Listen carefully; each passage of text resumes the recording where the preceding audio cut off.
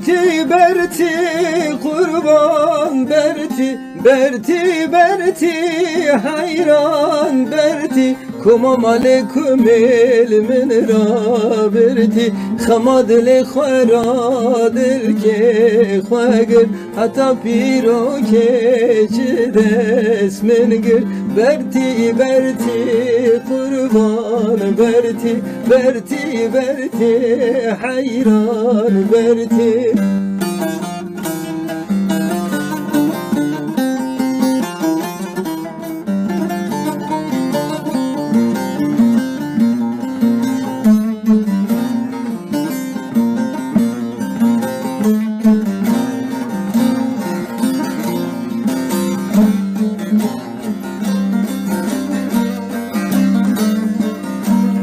Ava bira germa keli Ava bira germa keli Serpe ya bu Hazret Ali Ez şum deslin gevi kali Godle ve ma dünya vali Berti Berti kurban Berti Berti Berti hayran Berti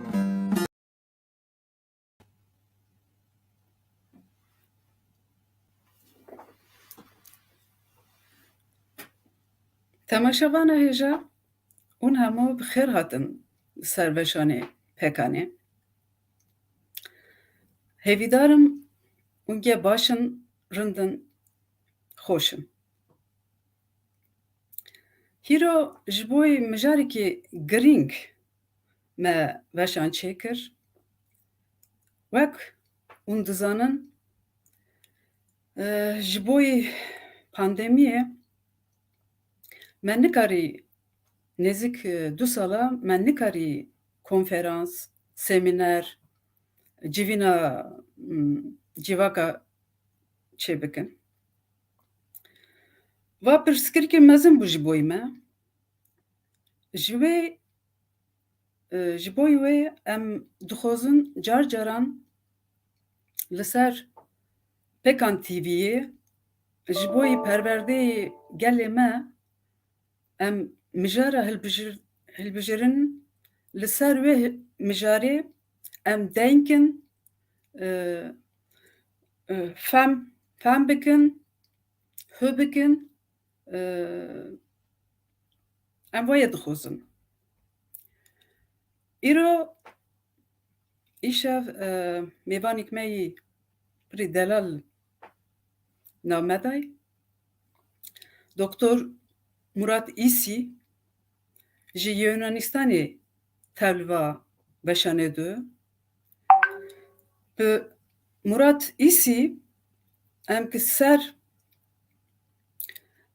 mijarê netewîyê Kurdan bisekinin, an pirsa we hebin bipirsin, em ji mêvanê xwe bipirsin, em wek perwerde bin ve fehm bikin. Em no ban mêvanê xwe dikin Doktor Murat İsî.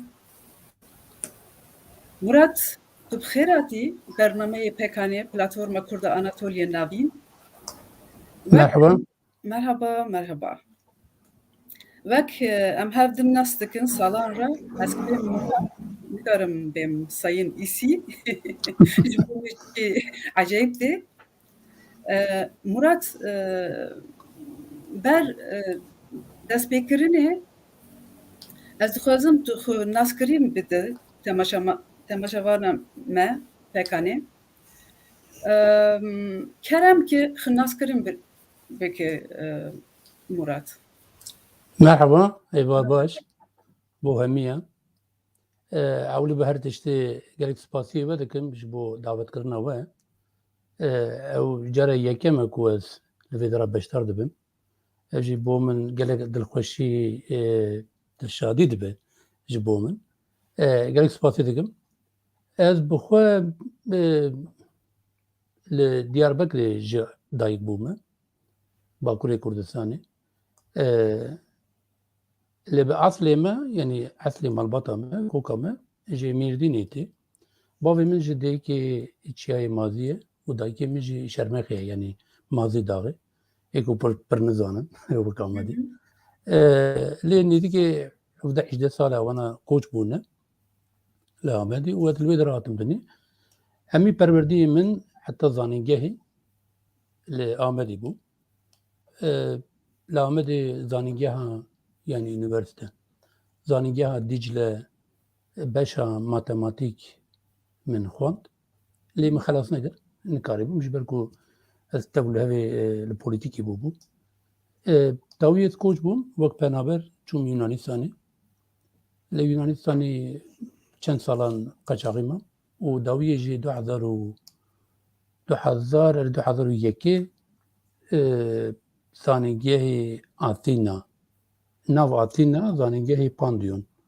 دوی درا اری پروردی جارک دیجی مدت پیکر دوی چاقیت نکاری بی ماتماتیک بخوینم علا قدر من هر تشتی من لسر سیاستی چوبوش برویجی از زانستی سیاسی و دیروکی لپاندیون مدت پیکر ویا خلاص کرد داوی ماستر yani yüksek lisans müvayacil vedere xalaskir li ser babeta min li ser rêxistina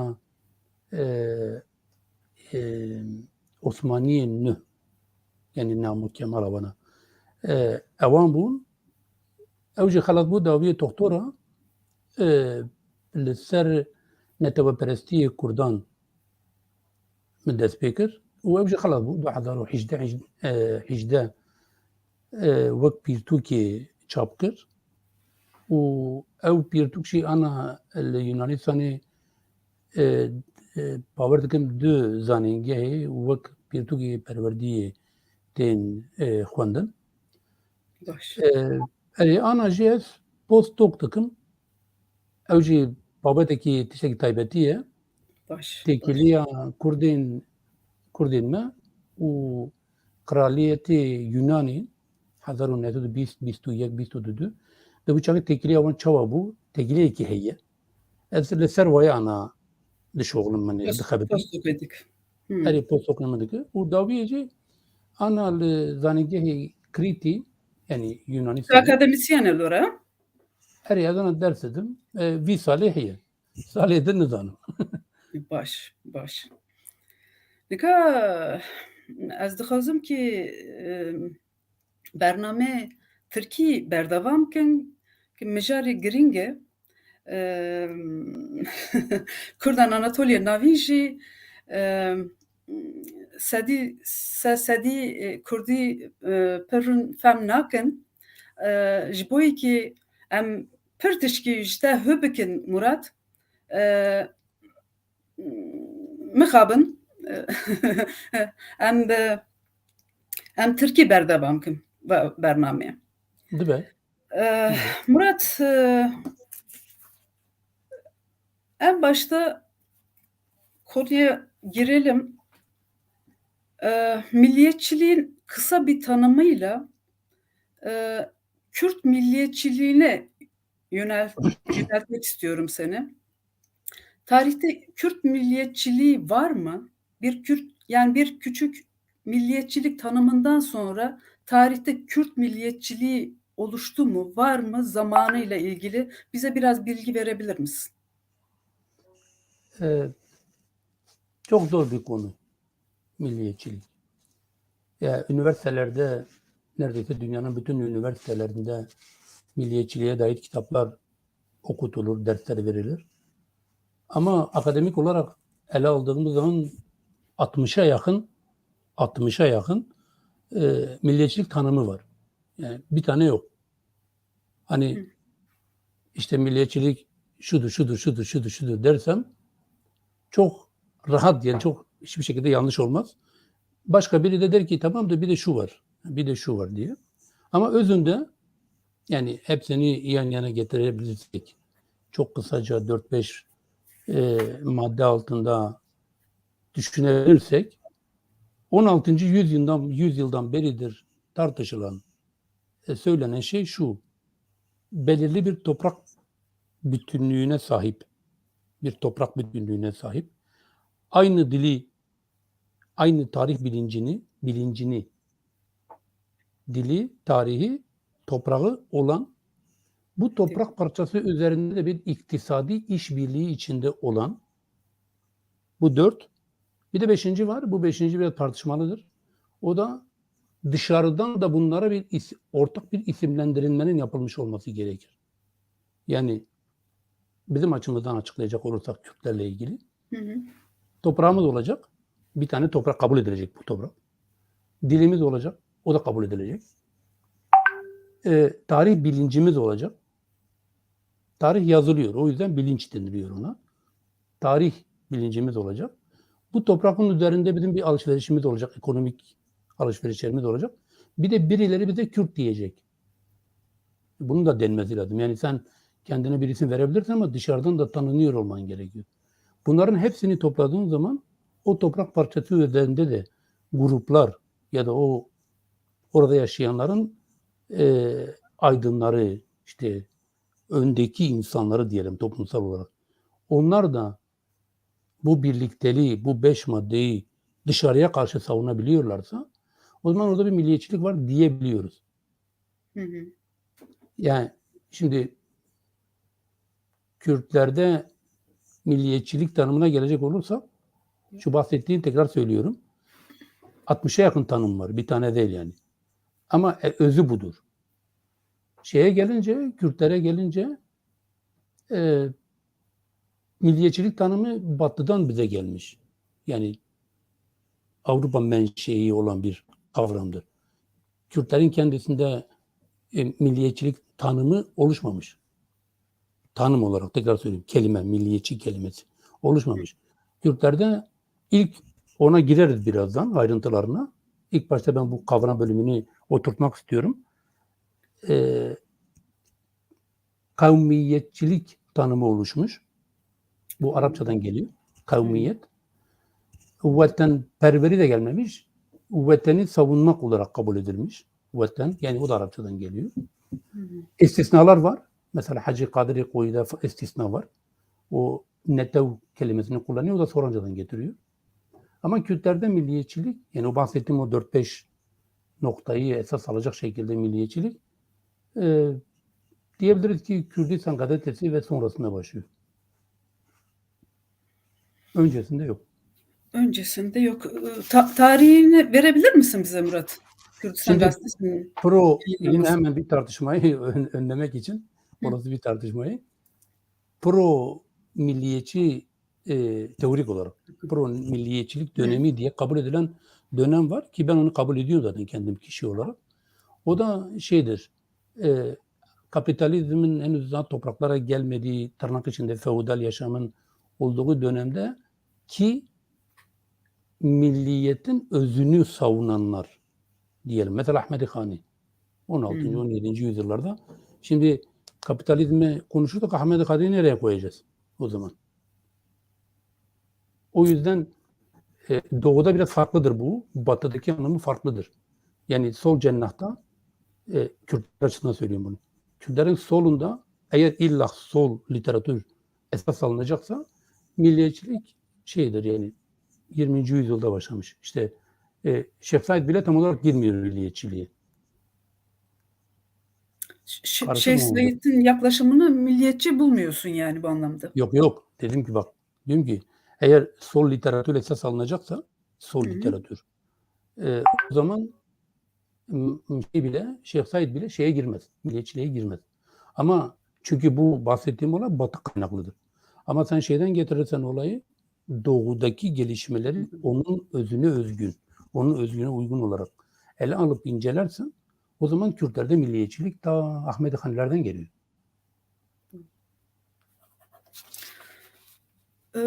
Peki şeye gidelim. Yani milliyetçilik kavramı Kürt gazetesiyle başladı, dergisiyle başladı dedim. Kimdi o dergiyi çıkaranlar?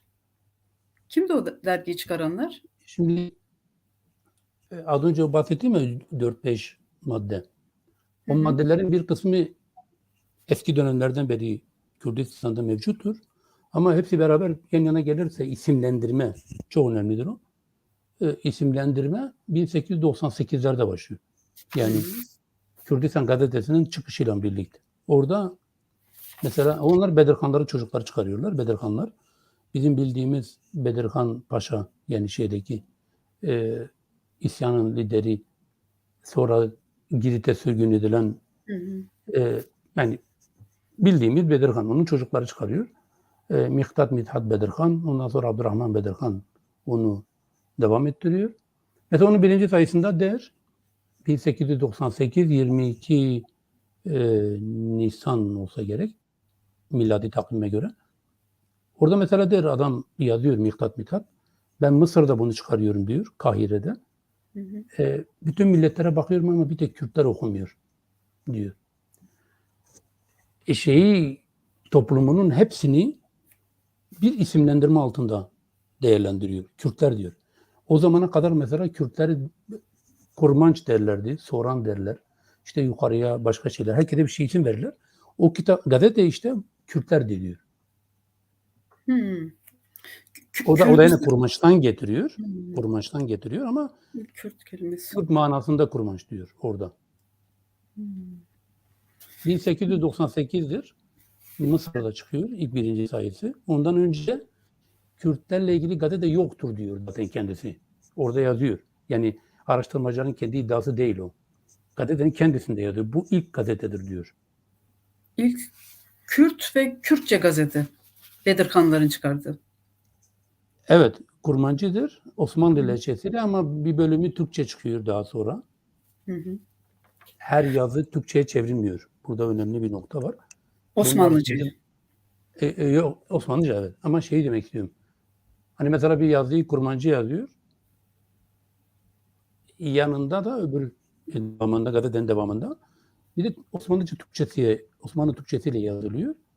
Her yazıyı olduğu gibi çevirmiyorlar. Bu önemlidir. Onu ben bazı yazılarda buna dikkat ettim. Her yazıda ben okudum bütün gazeteyi. Yani bulunabilenleri. Yani bir dergi çevresinde ve çerçevesinde tabii ki yani Kürtlerde milliyetçilik kavramı oluşmaya başladı Bedirhanlarla beraber dedin ama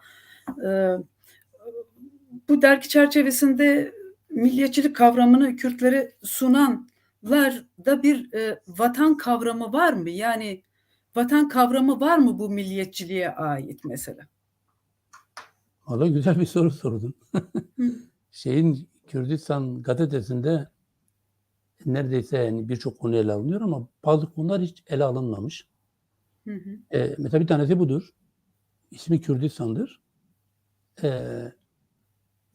Ama nerededir bu Kürdistan? Orada belirtilmiyor. Yani bunun sınırları yok. Hiçbir yerde belirtilmiyor. 31 sayı çıkıyor zaten 1902'de Jön Türklerin 1902'deki kongresinden sonra bir daha çıkmıyor zaten. O zamana kadar şey yoktur. Sınırları yani işte kuzeyde şu nehirden başlar, şu dağa gider, o dağın etrafından döner, batıda budur, doğuda budur. Bir sınırlama yok, bir yok, sınırlarımız yok. Bu belirtilmiyor. Kürdistan var ama bu tanım vardır, sürekli belirtilir. Ama sınır belirtilmez. Bu ciddi bir sorundur. Çok ciddi bir sorundur. Bu sorun devam eder, epey bir zaman devam eder. 1908'den sonra Kürt Taavun ve Terakki gazetesi çıkar. Yani 1908 ihtilalinden sonra. O gazete farklıdır, orada belirtilir. Ama 1898-1902 arasındaki Kürdistan gazetesinde belirtilmeyen iki noktadan, yani benim tespit ettiğim iki tane konudan bir tanesi budur, bir tanesi vatandır. Yoktur yani. Mesela örnek vereyim, mesela anlaşılması açısından söyleyeyim de. Bir coğrafi bölge olarak mı tanımlanıyor mesela Kürdistan? Coğrafi bölge. Kürdistan deniliyor, Doğu Kürdistan deniliyor sadece. Yeri yurdu belli olmayan. Ama mesela şu vardır. Nasıl anlatayım? Çok basitçe anlatayım. Mesela Girit. Girit'teki olaylar anlatılırken, Girit nere, Kürdistan nere şimdi? Girit'teki olaylar anlatılırken Hristiyanlarla Müslümanlar arasındaki olay, Orada der mesela milletimiz, devletimiz, vatanımız işte korunmalı der. Oraya kadar gidiyor vatan. Vatan oraya gidiyor, sonra o mesela Girit konusu çok özel bir konudur Kürt gazetelerinde. Balkanlar tartışılırken bile, Balkan savaşlarında, o zaman bile toprak oraya kadar gidiyor. Yani Kürtler şeyi oturtmamışlar. Hala kuramsal dönemdedirler. Milliyetçilik tasavvuru oturtmamış hala Kürtlerde. Bu Birinci Dünya Savaşı ile birlikte artık şekil alıyor. Ben buna ismini veriyorum. Kürtlerin kuramsal dönemi, yani kuramlarını oluşturdukları, Evet. teorilerini oluşturdukları Birinci Dünya Savaşı'nın sonuna kadar. Şeyler farklıdır. Burada hemen önüne geçeyim. Soruların önüne geçeyim. Şeylerimiz var, istisnalar var yani. Mesela Abdurrazak Bedirhan bambaşka bir kişilik. Bedirhanlar da bunu parça parça kitap şeylerini gazetelerinde veriyorlar. Ama özü itibariyle kurumlarımız, o dönemde kurumlar da var. Kurumlar, gazeteler işlemiyorlar. Sınırlarımızı işlemiyorlar. Yani İşte. Osmanlı'dan bağımsız, Osmanlı'dan ayrı, sınırları belli bir Kürdistan coğrafyası yok. Yok, bu sonra oluşuyor. Yani mesela Kürt İstiklal Fırkası var, cemiyeti pardon. Süreyya Bedirhan'ın Mısır'da. Mesela onlar işliyorlar, adamlar. Ama bunlar hep dediğim gibi şeye de denk geliyor. Birinci Dünya Savaşı'nın sonuna doğru artık Ermenilerle ilgili şeyler de belli, programlar. Orada artık Kürtler olayı anladıkları için toprakları gidiyor, Hristiyanlaşıyor vesaire. Onlar da artık radikalleşiyorlar işte. Benim o bahsettiğim kuramsal dönemden artık radikali döneme geçişin yani pratik olarak artık nüvelerini görüyoruz. Yani milliyetçilik o zamanlar başlıyor diyebiliriz. Ama modern anlamda, yani bizim bildiğimiz, etrafta gördüğümüz milliyetçilik kavramı olarak 18'den sonra net. Öncesi kuramsal dönemler. Kuramsal dönem. Peki Bedirhanların çıkardığı Kürdistan dergisi etrafında şekillenen Kürt milliyetçiliğinde gerçekten milliyetçilik tanımı kelimesinin kullanılması doğru olur mu bilmiyorum. Çünkü bunlar Osmanlı içerisinde yer alan Kürt aydınları. Kendilerine Kürt mü diyorlar, Osmanlı mı diyorlar bilmiyorum ve Kürdistan eyaletinden yani Kürdistan eyaletiyle ilgili belki bir dergi çıkarıyorlar. Yani bunun milliyetçilik olduğunun çıkarımını nereden getiriyorsun Murat? Güzel bir soru. Güzel bir soru çünkü zaten kafa karıştırıcı bir sorudur bu. Evet. Sorunun kendisi kafa karıştırmıyor da yani kafa karıştıran bir durumun sorusudur, öyle diyelim. Evet. Şimdi Osmanlı yıkılıyor. Bunun görüntüsü 1860'larda başlıyor. 1860'larda 63 yılında Berlin'de bir konferans oluyor ve Berlin'deki konferansta Osmanlı bu arada çok borç alıyor. Para bitiyor. Çok önemlidir bu para meselesi. Para bitiyor, habire borç alıyor. Çünkü Osmanlı denen şey, Osmanlı İmparatorluğu denen şey fetihler üzerine oluşmuş. Yani gazi kültürü var. Şimdi yapamıyor. Karşı tarafta, özellikle Avrupa'da. Çünkü batıya doğru genişleme felsefesi gibi bir durum var Osmanlı'da. Duruyor orada. Çünkü askeri gelişmeler var. Osmanlı durunca içinden kendini yemeye başlıyor. 1860'larda borçlar artık ciddi borç almaya başlıyor. Bu parayı verenler de Osmanlı'nın içini dizayn ederek paralarını geri almanın hesabına giriyorlar. Yani bizim bu günümüzde çok olan bir olaydır da şu anda. Ama o dönem yeni bir şeydir bu. Osmanlı Ermenilerle ilgili programı kabul ediyor. Diyor tamam. Çünkü o dönem her büyük devlet Osmanlı'nın içinde bir grubu kendilerine korunacak güç gibi alıyorlar. O grup olarak kabul ediyorlar. Rusya Ermenileri zaten almış. Avrupa'dakiler de, yani batıdakiler de verdikleri paranın peşindeler. Sürekli Osmanlı'ya bir yeni program öneriyorlar. Ve bu program da Ermenilerle ilgilidir. oralarda Ermenilerin yaşadığı yerlerde şeye geçmeniz gerekiyor. Bir kısım değişiklikler yapmalıdır. Meclisler kurulacak, işte okullarda Ermenice öğretecek vesaire. Osmanlı yok demiyor. Hiçbirine yok demiyor. Hepsine he diyor ama uygulamıyor. Bu yapı yani bu uygulamayı 2. Abdülhamit çok kurnazca içeriden kendini dizayn ederek önlemeye çalışıyor. Yani dışarıda bir şey diyemiyor ama içeride önlemeye çalışıyor. Bu anti-kolonyalist çalışmalarda çok çalışılan bir konudur. Yani Kürtlerle ilgili söylüyorum bunu. Osmanlı Kürtlerin yani Nakşibendiliği ve aynı zamanda da Kürtlerin silahlı olma durumunu, o aşiretler durumunu kullanarak Doğu Anadolu'da büyük bir set oluşturmaya çalışıyor. Ermenilerle ilgili programlara dair. Yani Kürtleri sevdiğinden dolayı yapmıyor bunu. Kürtler Osmanlı'da. O arada bir de şey var. Çerkezleri getiriyorlar Rusya'dan anlaşmayla. Çok büyük miktarda yani 10 binlerce, 100 binlerce Çerkez şeye gidiş yapıyor Osmanlı'ya. Bunlar Doğu Anadolu'ya İç Anadolu bölgesine getirdiriliyor. Onlar da yavaş yavaş silahlanıyorlar. Zaten silahlı bir halk. Bunu engellemenin yolunu Osmanlı 2. Abdülhamit bildiğimiz hani şu meşhur Hamidiye alayları konusu var ya, onları oluşturarak özellikle engelliyor. Şimdi ben bu Hamidiye olaylarına biraz da olumlu yönden de bakmaya çalışıyorum. Sadece milliyetçilik açısından mı? Evet, aynen o konuda.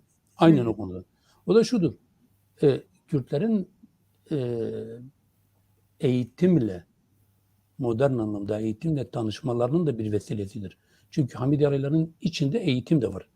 Bu dışarıda pek söylenmiyor. Ama içinde eğitimleri de var bu insanların. Çok insan, yani kalemin kağıdın olduğunu bilmeyen insanlar orada şeyle karşılaşıyorlar. Eğitimle tanışıyorlar. Eğitim. Evet. Neyse, demem şudur. O dönemler içerisinde 1895'teki Sasan olayları, 1905'teki Zeytun, yok 9'da değil galiba onlar. O katliamlar arasında, onların arasında Müslüman halkın içinden Arnavutlar, Araplar derken Kürtler de bir gazete çıkarıyorlar. Bu gazete burada biraz önemli bir şeydi. Gerçi bunu akademisyenler bilir ama halk arasında çok söylenmeyen bir şeydir bu. O da şudur. Kürtler Jön Türklerin içerisinde yer alıyorlar. Jön Türklerin içinde. Jön Türklerin de o dönemki yapısı ademi merkeziyeti savunan bir yapıdır. Yani her grup kendi içinde örgütlenebilir. Bu anlamda diyelim, çok basitçe. Ve birçok dilde dergilerde de çıkar. Sadece Kürtçe çıkmıyor yani. Kürtler de kendi yazılarını çıkarıyorlar. Benim zaten o noktayı koyduğum yer de orasıdır. Yani Kürtler gazeteyi çıkarıyorlar, Kürtçe çıkarıyorlar. Kürdistan ismini veriyor ama kendileri yapıyorlar. Kimse onlara yap demiyor. Ama vatan kavramının tartışılmamasının bence noktası orada gene. Bunları engelliyorlar galiba. Engelleniyor ki tartışılmıyor. Yani Murat, sözünü kestim. Yani orada Kürtler milliyetçilik adına mı bu dergiyi çıkarıyorlar?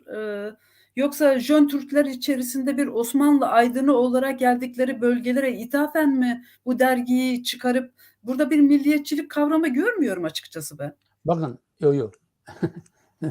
Siyaseten bakma olaya. Olaya siyaseten bakarsan yani bugünün öyle bakın. Bugünün kavramlarıyla yani bugünkü milliyetçi kötüdür. Öyle biliyoruz milliyetçiliği. Öyle biliyor değil mi? Bugün birinin milliyetçi dediğim adamın aklına MHP geliyor. Yok, o öyle değil yani. O dönemin dünyasına dönmeniz lazım. Yıl 1898. Bir Kürdün biri Kahire'ye gitmiş. Sağlık nedenlerinden ötürü. Miktat, kendisi zaten belirtiyor. Sağlık nedenlerinden ötürü oradadır diye. Oraya gitmiş. Halkının durumunu görüyor. Jön Türklere yakındır. Ve kendi halkını bilgilendirmeye yönelik bir gazete çıkarıyor. Bu baştan sona milliyetçi bir durumdur.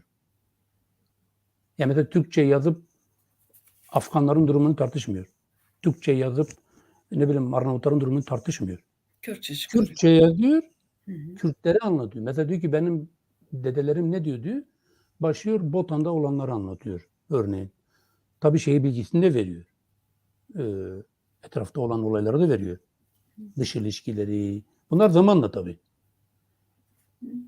Ama dediğim gibi yani bugünün kavramlarıyla değerlendirirsek kötü bir şey yapmış adamlar. Milliyetçi bir şey. Ama o dönem Jön Türklerin içerisinde ademi milliyetçilik hatta geç bile kalmışlar. Yani o dönem. O dönem. Çok geç kalıyorlar. Peki Murat, tam olarak Kürt milliyetçiliğinden hangi tarihte bahsedebiliriz? Yani Kürt milliyetçiliğinin şekillenmesine, yani bu derginin dışında başka mesela sosyopolitik olaylar etkili oldu mu? Ve tam olarak Kürt milliyetçiliğinden hangi tarihte bahsedebiliriz? Hangi tarihte başlıyor Kürt milliyetçiliği? Şimdi siyaset felsefesi açısından cevap versem, Kürt milliyetçiliği bugün de yoktur. Yani o anlamda yani Kürt'ün kendini bulması, kendisini anlatması bu anlamda söylersek bugün yoktur. Bugün de yok. Hangi bayrak altında, hangi örgüt altında kim ne yaparsa yapsın şu anda Kürdistan 4'ünde de diyorum. Hatta 5 parçası falan var. Evet. 4-5 yok Kürt milliyetçisi yok çünkü Kürt olma durumu değil, bu felsefik bir tartışmadır. Ama konumuz açısından sosyoloji özellikle o açıdan milliyetçilik yani özü itibariyle söylüyorum Birinci Dünya Savaşı'ndan sonra başlıyor. Çünkü toprak talebi var artık. Hani bir aşiretin toprağını koruma talebi değil artık. Örnekler vereyim daha anlaşılsın. Lütfen. Mesela Botan Miri Bedirhan savaşıyor. Yanında da Mahmud Han o savaşıyor beraber. Diğerleri yardım etmiyorlar. Bu belirli bir toprak parçasının savaşıdır. Pro-nasyonalist özellikleri var. Yani milliyetçidirler. Çünkü dedim ya milliyetçiliğin 60 tane şey var, açıklaması var. Bunlar bir bölgeyi sadece savunuyorlar. Ama yıl 1918'e doğru geldiğinde Kürtlerin örgütleri var. Çağdaş kurumları var. Bir tanesi çok meşhurdur. İşte Osmanlı Sadrazamı'na gider bir heyet. Tali Cemiyeti'nin. Ve onlar derler ki biz duyduk ki Ermenilere topraklarını verecek misiniz? Yani bu toprakları Kürdistan'a isim veriyorlar artık. Artık isim var. İşte oraları şey yapacaksınız. Ermenilere verecekler. Ermenistan olacakmış, Hristiyan olacakmış. Kabul etmiyoruz. Biz de kendimizi istiyoruz derler. Bunun öncesi var ama tekrar söyleyeyim.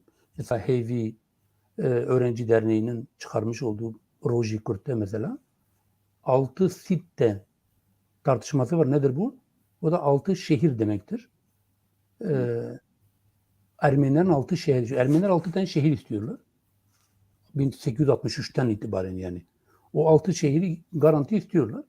O 6 şehri Kürtler de istiyor. Şimdi Evet. 6 sitte Paylaşamıyoruz. evet doğru. Yani o tartışma 1913'lerden itibaren çok şiddetleniyor. Bir de burada bir nokta daha var. Tekrar söyleyeyim. Hani biz bize konuşuyoruz o anlamda rahat açık olmak lazım. O da şudur. Birinci Dünya Savaşı'nda artık kokular geliyor yani. Herkes kendine bir toprak parçası alıyor. Kurumlaşmalar da ona göre hız kazanmış. İstatistikler savaşı başlıyor bu defa. Herkes kendi milletini fazla gösteriyor. İşte orada bu var, orada bu var, orada bu var diye. Tabi arada İç Anadolu Kürtleri arada kaynıyor tabii. Onlar yoklar. İşte Horasan'da kaynıyor. Şimdi görünür olduk ama. Şimdi işte Bizans'tan beri olan bölge şimdi görünüyor. İstatistikler savaşı başlıyor. Ama bak en başta söyledim ya hani senin sadece kendine bir isim vermen gerekmiyor. Karşıdakinin de seni tanımlaması lazım.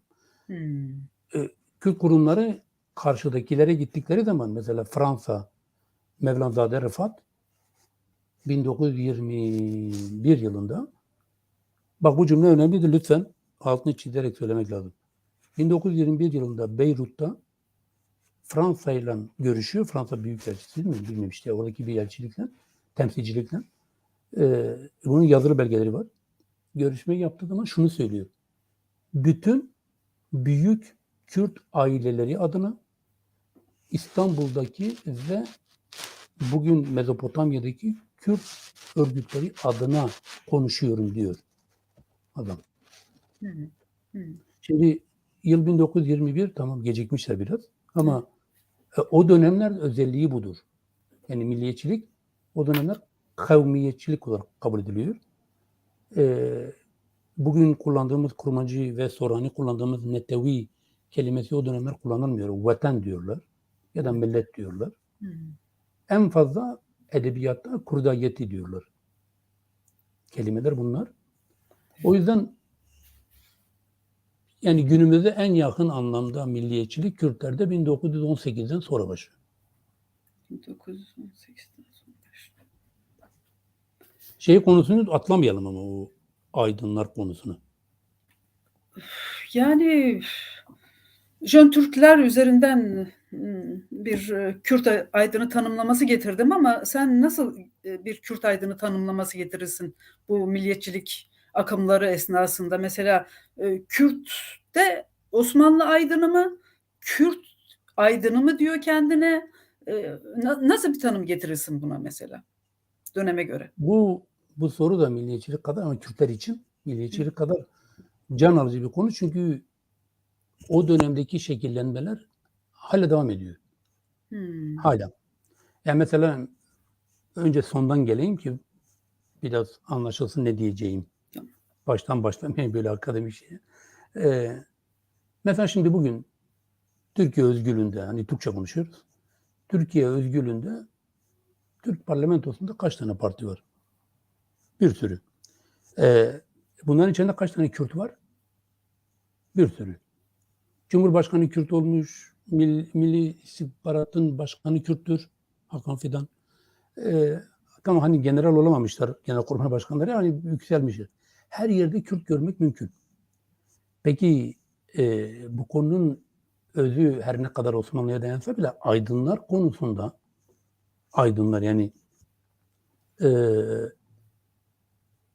öz yani olayın başlangıcı, kavganın başlangıcı daha doğrusu diyelim.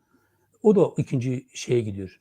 İkinci meşrutiyet dönemine. Yani Jön Türklere gidiyor. Jön Türkler dönemine gidiyor. Jön Türklerdeki vatan kavramının tartışmama, Kürtler için diyorum bunu ben.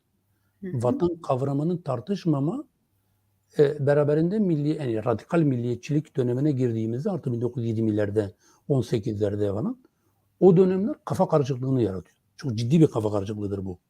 Bak basit örnek. Basitçe bir örnek vereyim. Diyarbakır'da mesela 1909 yılında bir gazete çıkıyor. İlk hususi gazetedir o. İsmi de Peyman'dır. Sözleşme yani. Bugünkü Kürtçe'de de Farsçadan geliyor galiba bu kelime. Tam emin değilim. Kürtçe'de de kullanılan bir kavram. Peyman. Ziya Gökalp'in çevresi çıkarıyor bunu. Şimdi bu gazetenin başından sonuna kadar sadece tek bir yazısı, 12. sayıda bir yazı Kürtçedir. Onun dışında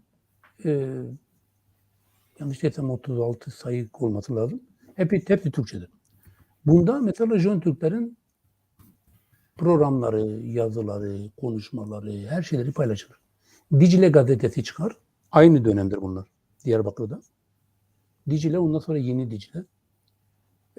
Onlarda da sürekli Osmanlı vatanımızdır.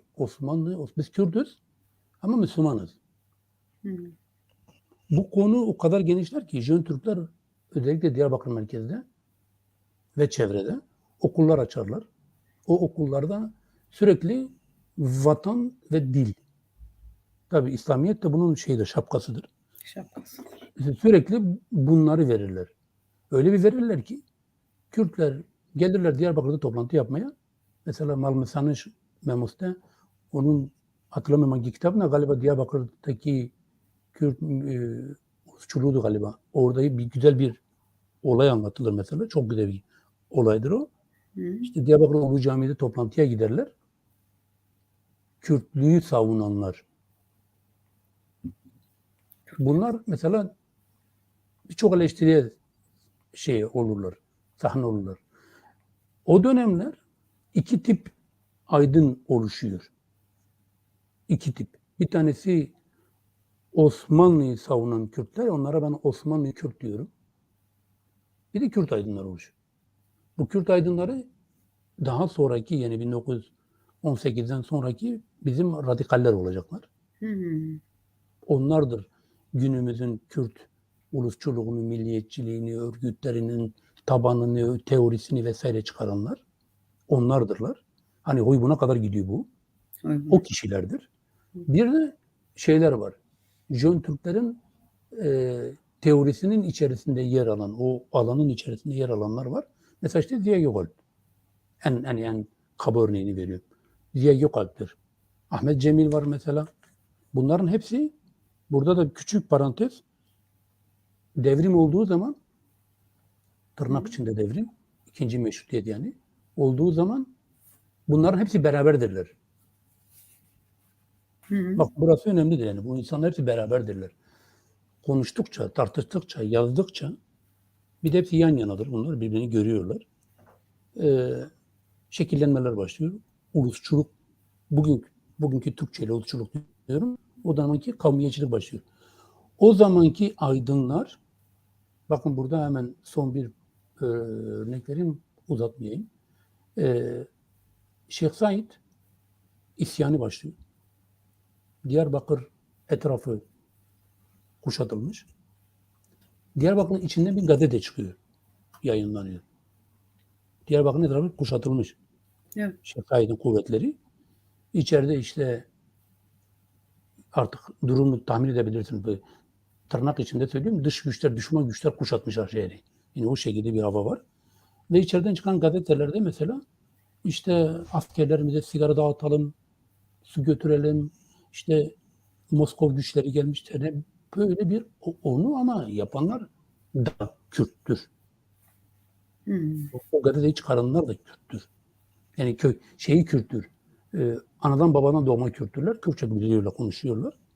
Hı. Ama vatan, yani kafalarındaki, tahayyüllerindeki, hayallerindeki ülke kavramı ve tarih bilinçleri, o en baştaki şeye gidiyorum, ben o milliyetçi tanımına gidiyorum. Tarih ve vatan kavramları Osmanlı'dır.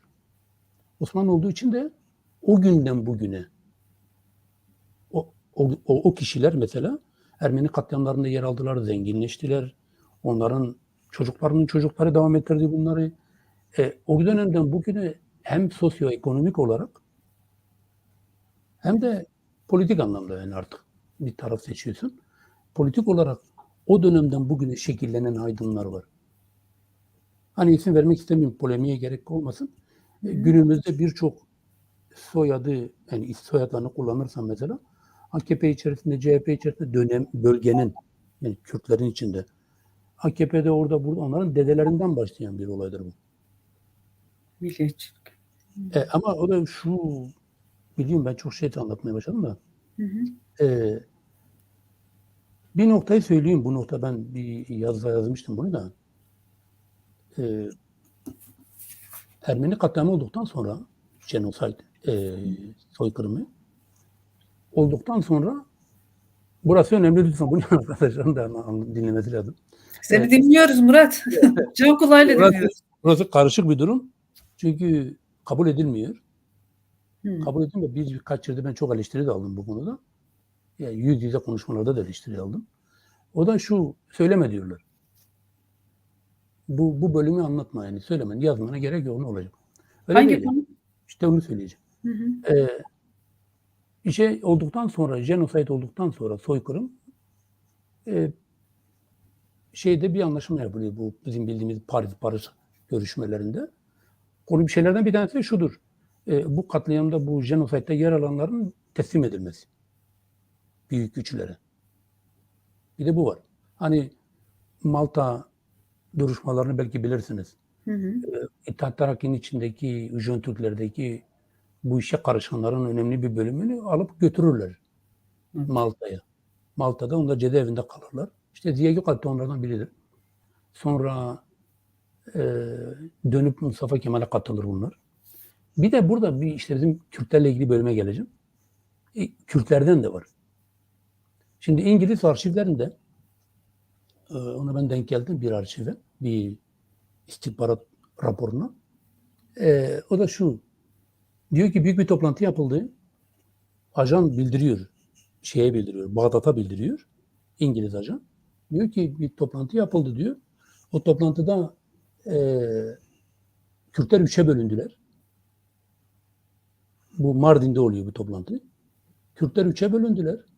Bir tanesi bir taraf bağımsızlık taraftarını savunuyor. Yıl 1919. O dönemi anlatıyorum. Daha Mustafa Kemal yok orada da. Yani Samsun'a belki gitmiş. Bir taraf bağımsızlığı savunuyor diyor. Bir taraf ne yapacağını bilmiyor. Ama diyor Mustafa Ermeni katliamına bir şekilde katılanlar korkuyorlar. Çünkü Fransızlar ve İngilizler özellikle Mezopotamya'da cezalandırmalara geçmişler ajanlar. Kaçırıyorlar insanları. Bu işe girenleri, Arapları, kim varsa artık bu işin içinde. Mustafa Kemal'in bu insanlara, yani bu katliama katılanlara önerdiği bir çözüm var. O çözümü kabul edip Mustafa Kemal'in tarafına geçip Kürt ulusçuluğunu reddedenlerdirler. O Osmanlı Kürt aydınlarının devamı. Yani o çözüm şu. Bunun belgeleri var. Ben bunu da yayınladım. Kürt Tarihi dergisinde de yayınlanmıştı. Sonra Ayşe Hür bunu yanlış değilsem emin. Ben okumadım ama duyduğum kadarıyla kitabında da bu belgeyi de yayınlamış ya da bir bilgiyi vermiş. Teşekkür ediyorum kendisine. Benden aldığını söylemiş. O da şudur. Gerçekten Mustafa Kemal'in Kürtlerle yaptığı bir anlaşma var. Var yani bir belge var. Otonom veriyor. Otonom bölge. O da tekrar söyleyeyim önemlidir. Süreci önemlidir. Hangi yıllarda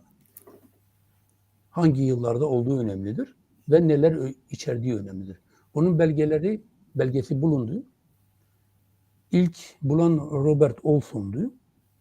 Onu yalıncılıkla suçladılar. İşte İngiliz ajanlığıyla suçladılar vesaire. Yıllar geçti. Kendisi bunu yayınlamıştı. Şeyh Said İsyan'ın kaynakları yanlış değildi kitabında. Sonra ben bunu buldum Yunan arşivlerinde. Yani kendisi İngiliz arşivlerinde bulmuştu. Ben de bir benzerini Fransızca Yunan arşivlerinde buldum. Yayınladık. Şöyle bir var. 1921 yılına aittir o. Diyor ki Hristiyanları kovalım.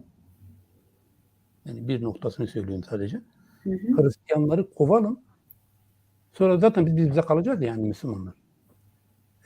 Bitlis, Erzurum, Van bölgelerini kapsayan güney değil.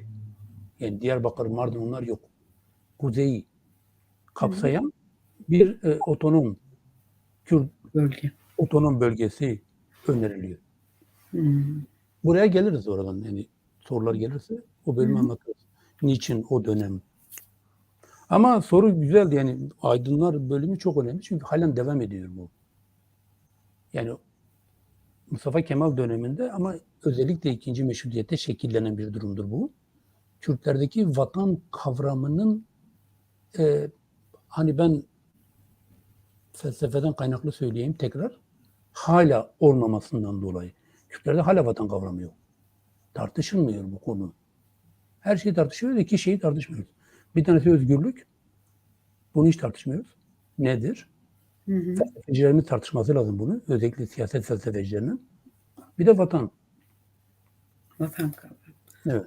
Milliyetçilik kavramını Kürtler halletti mi yani? Milliyetçilik kavramına sahipler mi? Bu bilince sahipler mi ki vatan kavramına gitsinler? Yok işte ona vatan tartışılması lazım ki Kürtlerin devletlerini tartışabilsin.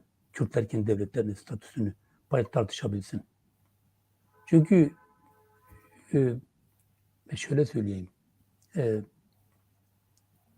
Kürt kendisi için mi çalışıyor şu anda? Hı hı. Yani kendisi için mi? Çok önemlidir bu. Mesela bun kelimesi var Kürtçe'de. Kurdi. Kurtbun. Hı. Bu Türkçe'de açıklanmıyor. Yani Türkçe'de bilmiyorum. Kürt olmak en yakın. Kürt olmak, olabilmek yani. Kurtbun Kurtbun. navbera Kurdan Türkiye, Türkiye yani nav Kurdayeti Kurtbun yok. Hı. Olamıyoruz. Yani mesela halen bir bayrak kavramında tartışıyoruz. Halen bir bayraktır. 200 yıl sonra bayrağın bir önemi olmayabilir. Ayrı bir olay. Şu anda yaşadığımız dönemde bayrağın bir kavramı, bir dil konusunda anlaşamıyoruz. Alfabe konusunda anlaşamıyoruz. Topraklarımız konusunda anlaşamıyoruz. Hala biz bir tane devletimiz mi olsun, 5 tane otonom olsun, yan yana gelsin. Şunu söyleyeyim, çok ilginçtir mesela. Geçenlerde 2 tane Kürt lideri yan yana geldi. Yani mesela bunun günümüz koşullarında hiç oralı olmadan hani düşünmemem bile gerekir yani. Niye yan yana gelmişler? Oysa ki bu çok büyük bir olay gibi kabul ediliyor. Yani Kürtlerin kendileri için çalışması lazım. Bu yok. Hiç olmamış. İşte burası önemli yani. Ben bunu tekrar söyleyeyim. Ben siyasetçi değilim. Takip ediyorum, ayrı bir olay ama konum gereği takip ediyorum. Ama yani Kürtlerin özellikle okuyup yazanlarının özellikle kendi halkının sorunlarıyla ilgilenmesi lazım. Başkalarının sorunlarıyla değil. Murat, seni sorulara boğacağım ben tabii de, ama izleyicilerden de sorular geliyor. Onlar da merak ediyorlar yani. Mesela Zekeriya Balcı demiş ki, devleti ve statüsü olmayan bir halkın milliyetçilik kavramı esas alınır mı? Milliyetçilik kavramı ulusal, devlet ve siyasal bir kavram değil midir demiş Murat. Evet. Az önce en başta söyledim ya, bilmiyorum arkadaş takip etti mi? 60'a yakın şey var. Teori var. Mesela bir tanesi budur. Milliyetçilik tanımı var. Evet, bir tanesi bir soru budur. Gerçekten doğru bir sorudur. Doğru bir sorudur. Ama pro-nasyonalist tartışmalar var. Bu soru o bölümü atlayarak yapılan bir sorudur. Yani Ahmet Han'ı sökelim o zaman bütün o şeylerini, heykellerini, yazılarını, literatürlerini. Pro-nasyonalist dönemdir. Buna şöyle diyeyim, yani soru teorik geldi, ben de mecbur teorik cevap vereceğim. O da şudur. Nasıl anlatalım şimdi? Kürtler belli bir imparatorluk içerisinde, doğuda şekillenen bir imparatorluk içerisinde aynı dini, neredeyse aynı dili, çünkü Osmanlıca, Türkçe yani, dili iktidar elitiyle beraber paylaşan bir topluluktu. O topluluk parçalanmaya başladığı zaman uçlardakiler, yani Arnavutlar, Yunanlar, Sırplar, Bulgarlar dinleri üzerinden şekillenmeyi hızlandırdıkları zaman Kürtler halen o yukarıdaki elitle beraber devam etmenin yollarını aradılar. Bu Osmanlı'nın da bir becerisidir bu arada. Yani Kürtlerin eksikliği değil sadece. O şekilde anlamak lazım. Çünkü Kürtlerin, yani benim çalışmalarımda esas aldığım nokta da budur. Esası budur. Biz Kürtlerin kendi tarihlerini net anlamazsak o zaman Kürtlerde milliyetçilik yoktur deriz. Yoktur çünkü devlet yok. Milliyetçilik terim olarak Batı'dan geldi bize dedim en başta. Batı'da devleti olmayan halklar statüsü diye bir statü var. Non-state power. Onların var. Onlar da Birleşmiş Milletler'de kabul edilirler. Mesela. Batı budur yani. Adam başka şekilde düşünüyor. Ama milliyetçilik kavramını sol jargon üzerinden bize, Kürtlere getirdikleri zaman da bu defa o sol düşünce doğuda şekillenen uyanışları dikkate almadan yazılmıştı. Yani ellerine kadar yok. Yani. Biz Osmanlı'nın doğusundaki olayları Kemal'in diliyle, Mustafa Kemal'in diliyle Lenin'e Daha sonra da işte Stalin'e vesaire aktardıkları zaman onlar devleti kabul ettiler. Yani Mustafa Kemal'in dediklerini kabul ettiler. Çünkü anlaşılacak bir durum değildi doğuda olanlar. Oysa ki Sovyetlerin kendisi zaten doğudaydı. Neyse o ayrı bir tartışma konusu. Ama devleti olan bir yerden milliyetçilik çıktığı için devletin olmadan milliyetçilik yapman milliyetçilik değildir. Teorisi vardır, doğrudur yani. Vardır. Ama bize uymuyor. Bize uymuyor çünkü bizim devletimiz hem var hem yok. Vatanımız Osmanlı. Bir de İran. Böyle öğrenilmiş. Ama üzerinde yaşadığımız bir coğrafi bir parça var yani Kürdistan diye Evet. adlandırılan, Osmanlı'da da Kürdistan diye adlandırılan coğrafi bir toprak birimi var. Var Yani evet. devletimiz olmasa bile o yöre, o bölge Kürt milletinin toprağı oluyor. Osmanlı içerisinde bile toprağı, yani devlet bile olmasa adı Kürdistan ve toprağı olarak kabul ediliyor. İlla devletin olması gerekmiyor milli duygulara akımında Kürtlerin yer alması için yani. Ben de böyle düşünüyorum. İşte. Ya. Ama şey var bak, coğrafya, vatan bunlar tehlikeli konulardır ama esastır bizim için. Yani mesela bir örnek vereyim. Hemen. Tehlikeli derken biz tehlikeyi çok geçtik ya Murat. O tehlike değil. Teorik tehlike demedim. Şeyden bahsediyorum. Mesela 12. yüzyılda o Selçuklularda Sultan Sencer bir bölgeyi, bugünkü Hakkari'ye denk geliyor, oralara Kürdistan demiş. Ta o zaman. 12. yüzyılda. Haritalar var. O dönemlerden önce, ondan sonra bu bölgelere verilen isimlerle ilgili. Belli bir dönemden sonra artık ilk yani bildiğimiz elimizdeki belgesi olan, haritası olan vesaire ilk o zamanlardır. Selçuklulardan başlıyor. Ama o sadece Hakkari bölgesiydi. Kürdistan bölgesi. Evet. Bugün Birinci Dünya Savaşı bittiği zaman bak o 12. yüzyılda. Yani 1200'lerde 13. yüzyıl. Geliyoruz Birinci Dünya Savaşı'nın bitimine. Kürdistan denen o bugünkü bakış açımızla Kürdistan denen toprak parçasının %40'ı Türkiye'de kalıyor. Düşün %30'u falan İran'da kalıyor. Bu öbür tarafta kalıyor. Suriye'de. Üçüncü büyük parça şeyde kalıyor. Irak'ta. Dördüncü büyük parça Suriye'de kalıyor.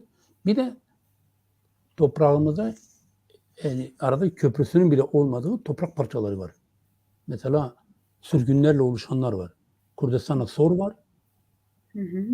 İşte İç Anadolu bölgesi Kürtleri var. var. Bir de Horasan var. Ya. O da ayrı. Onların hepsinin biz işte bunu az önce soran arkadaşın sorusuna nasıl söyler? Onun devamı olarak söylüyorum. Bizim tarihimiz bambaşka bir tarihimiz var. Yani Bizans döneminde yani Doğu Roma İmparatorluğu döneminde ilginç bir bilgi vereyim. Maraş, Antep, Adana, hani bu Kürtlerle Türkmen topraklarının yan yana artık sınır olduğu bölgeler. Oralarda adam program yapıyor. Roma İmparatorluğu'nun kendisi. Nikil, Foros, Gofas ya da Nokas. Tam hatırlamıyorum soyadını. İmparatorun kendisi program yapıyor ve programda şunu söylüyor. Diyor ki o bölgeler boşaltılacak. İnsanlarından boşaltılacak. Hepsini. Ve oralara yerleştirilecek. Ermeniler, Aramiler. Ermeniler ve Aramiler. Orası boşaltılıyor. Oluyor gerçekten yani. 9. yüzyıl mı oluyor, ne oluyor? O boşaltılıyor. Ondan sonra işte Zengiler dönemi var. Selahattin Eyyubi dönemi var. Yani bölgeler boşaltılıyor, dolduruluyor insanlarla. Sürekli sürgünler var. Haymana Türkleri, Kürtleri mesela şeyde Büyük İskender girdiği zaman Çanakkale Boğazı üzerinden bugünkü Anadolu topraklarına girip ta Afganistan, Hindistan'a kadar ulaştığı zaman ilk Medde'yle yaptığı savaşta İkinci savaş Ankara bölgesinde oluyor mesela. Orada yapılan alıntılarda derler mesela, orada yazar ki bu tek bir gruptan oluşan şeyler değil. bir imparatorluk değil. İçinde Karduklar var. Hatta onlar buradadırlar. Onları buraya getirmiş yerinde savaşmak için. Yani Ankara bölgesi. Yani ben bunu niye söylüyorum? Hı hı. Hani İç Anadolu ben bölge tarihçisi değilim bilmiyorum ama hani o dönemlere yapılan alıntılar var. Tarih Büyük İskender'in savaşlarına kadar dayanıyor yani bölgenin Evet tarihi. yani milattan önce 300'ler. Ya. Milattan önce 300. Ya, Abdullah Kaya'nın bir sorusu var Murat sana. Ahmet Hani'nin yaşadığı dönem artık Avrupa'da milliyetçiliğin ortaya çıkmaya başladığı dönem diyor. Bu arkadaş, milliyetçi bir söylemin ilk olarak Ahmet Hani tarafından dile getirilmesinin Avrupa'da ortaya çıkan milliyetçilikle bir alakası var mı? Yani etkilenme söz konusu mu diyor. Güzel bir soru. Bunu ben de bir yazıda bir soru olarak ben kendim sormuştum. Ama böyle değil tabii. Arkadaş daha güzel sormuş. Kutluyorum. Benden daha derli toplu sormuş. Benim sorum da şuydu. O dönemler şu an isim aklıma gelmiyor. Meşhur bir kitap var Fransa'da çıkan. Ahmet Hani'nin Çocuklara Nasihatler kitabı var. Onun bir benzeri de orada çıkıyor. Avrupa'da çıkıyor. Ama Ahmet Hani daha öncedir. Avrupa'daki milliyetçilik akımlarının neredeyse bir 10, 20, 30 yıllık bir önceliği var. Bu soruyu ben de soruyorum. Avrupa ile ilişkiler yani seyyahlar üzerinden Kürdistan'da gerçekleşmiş midir? Bu vardır. Ama bu olsa bile hani o zaman bizim şeyi biraz geriye götürür bu. Elimizde belge yok. Keşke olsa. Teorimizi geriye götürür. Pro-nasyonalist milliyetçi teorisimizin bunu niye söyleyeyim biraz kusura bakmayın teorik oldu biraz da. Adam Smith denen bir milliyetçi teorisyeni var. Adam Smith'in teorilerinden bir tanesi şudur. Şunu söyler. Der ki kapitalizmdir, işte ekonomik nedenlerdir vesaire bunlar önemlidir milliyetçilikte. Ama aynı zamanda özler var. Öz. Bunlar etni diye isimlendirir bunu. O da şudur. Mesela örnek verelim. Der ki milliyetçilik taşınır. Milliyetçilik taşınır ya da taşınabilir. Bu onun teorisidir. Bu anlamda doğru olma ihtimali yüksektir Kürtler açısından. Ve basit örnek vereyim.